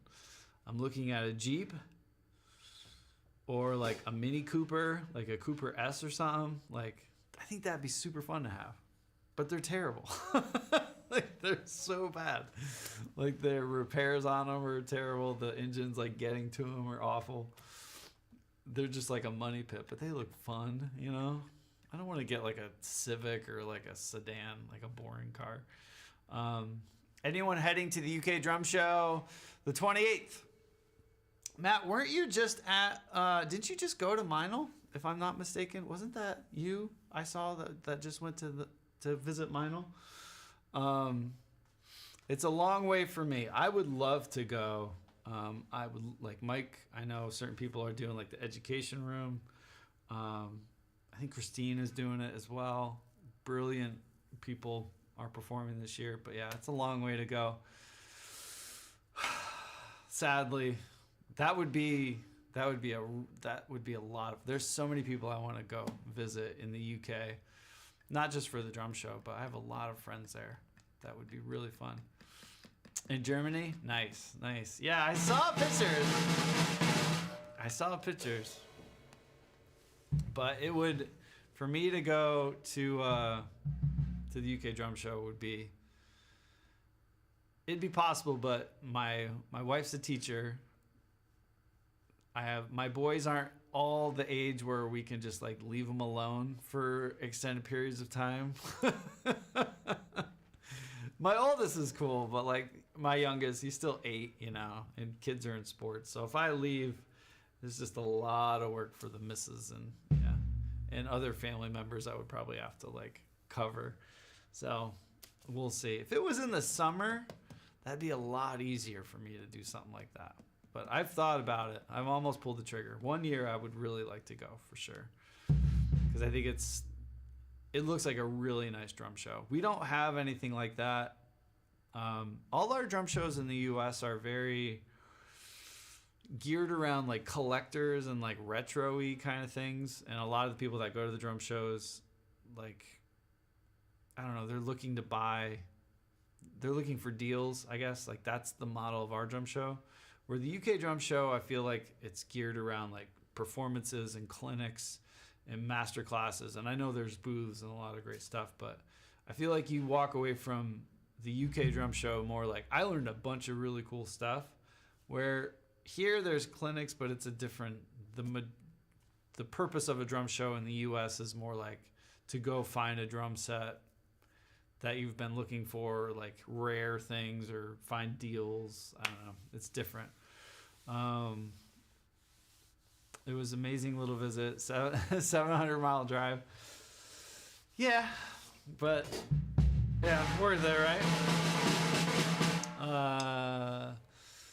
The John Cooper. Oh yeah, the Cooper Works minis are really cool. Yeah. See, that's what I don't want. Like the Clubman or whatever, Countryman. A Cooper S. I want a stick. I miss shifting. I had one in California. I had a Mustang. I love driving with clutch and manual transmission. But I'd have to get a used one, right? Because the new ones just they're cool, but I don't want all that stuff. I don't want like a screen. I just want a car. I want to drive. I want it to have a lot of goop. I want rear wheel drive.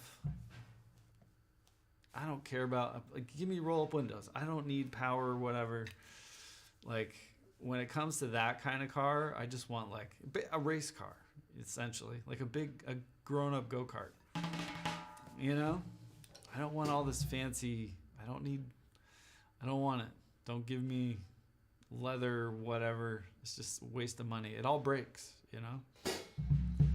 1974 Toyota Land Cruiser. Nice.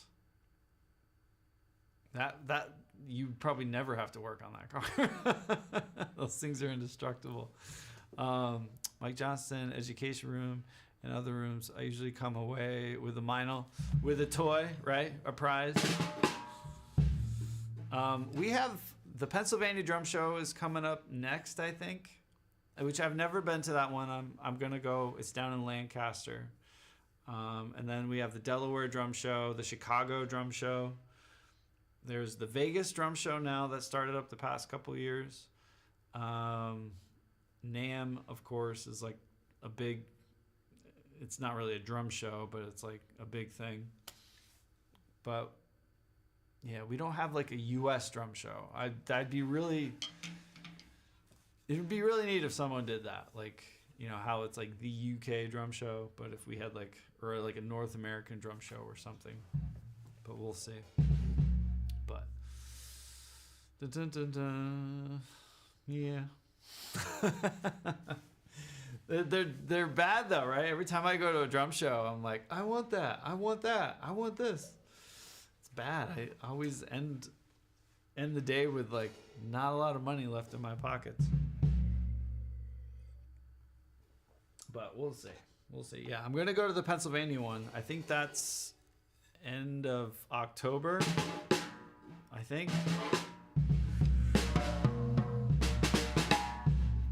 No joke, I forgot about it last year. I was going to go to it last year, and then I'm looking it's only one day. So I popped on like Instagram and I see like pictures. Everyone's like, oh, the Pennsylvania Drum Show was really fun. And I'm like, I forgot. So I have to make sure I don't forget this year. Is that the Meinl? Is that the Meinl Drum Show? Did they announce dates for that? I wanted to go last year because I had two mics, two friends. I had two mics playing there, and I really wanted to go. Malian and Johnston, Greggles was there. Good friends, right? But yeah, it's a long pond to fly over. I haven't flown since 2019. It's been a while. So, Matt, I'm kind of like a hermit now. Not gonna lie. I'm like a hermit in the woods. Oh, the Europe drum show. Interesting. I didn't hear about that. Interesting. Is that compared to the UK drum show bigger or about the same? I don't think I've ever heard about the Europe drum show. Is it in different countries every year or usually in Germany?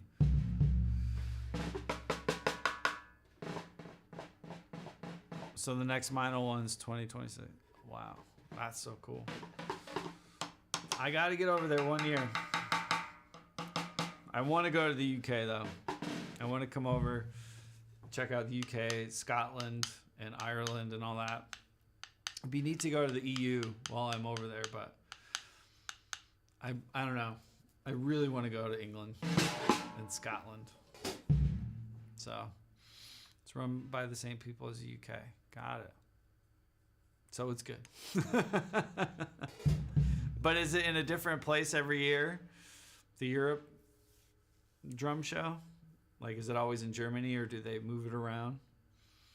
Because if it's in Germany every year, that's like, it's a long drive, but doable, right? But if it was in like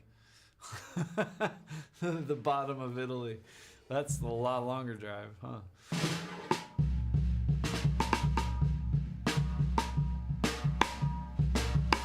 I've been watching, speaking of cars, now all the Top Gear presenters, like Jeremy, and then they have like their own like pubs and like restaurants now. So on like Drive Tribe, I think is the YouTube channel. They've been showing some stuff off. I'm like, I want to go there. It looks good. But my robot, hold on. Robot's mad at me. Boop. Hear the beeps. All right.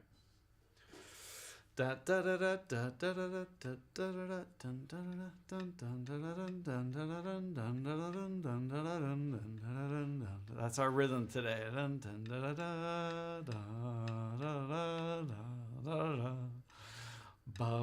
Do left hand. Right. Left.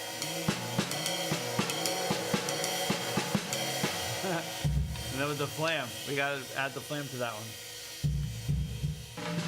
I gotta watch the clock too, guys. Actually, you know what? I should probably end it. I didn't realize what time it is. It's almost noon. Is it really? Is this clock? Is my watch right? Yep. I should probably say goodbye. My great aunt Elner is like turning 95 this week. And she lives, and she still like totally does her own thing. She lives in an assisted living place. She just doesn't want to cook and clean, but she's like all 100% there doing all the things. She's got her like iPad. She's got her Facebook. She's like cooler than me. But we're going to go down with cake and visit her. Happy birthday it up this weekend. Happy birthday, Aunt Elner. Man, could you imagine being 90? I don't know. Do you guys see yourself living that long? My plan was to be dead at 27, so I'm like, I don't even know what's going on. I thought I was gonna die at 27. So, but to be 90, it's crazy. So, yeah, I should go shower and get pretty for Aunt Elner. She's the best. She's super nice, you know. Do you have those aunts that are like grumpy, or like grandparents that are grumpy, and then you have that one like really cool aunt? She's like the always nice, super cool. She was my great aunt. So yeah. Oh, nice, Matt. Nice. Gosh, you're at. Wait. Oh, what? You're at a racetrack today? That's so cool, Matt. That's awesome. Be safe. And Cal, it was really good to see you. Thank you guys for hanging out this week. We'll be live at night, probably, maybe in the mornings. I don't know. We're still figuring out our new schedule with all the kids and stuff in school and everybody. So, and I'm working on all the wood for floors in our house. So I'm trying to get that done before winter hits because I don't want to do it in 20 degrees. Right? And I got to mow the lawn later tonight. So, yeah, busy times. Expect something in your Twitter DMs. Yeah. But so goes Music Taste. Cal, I always check out things from you. 100%. 100%. But yeah, it's good to see you guys. I love you. And if you're watching on Twitter, sorry, I can't see what you type, but I love you. Have an amazing Sunday. Matt, be safe. Don't crash. Love you.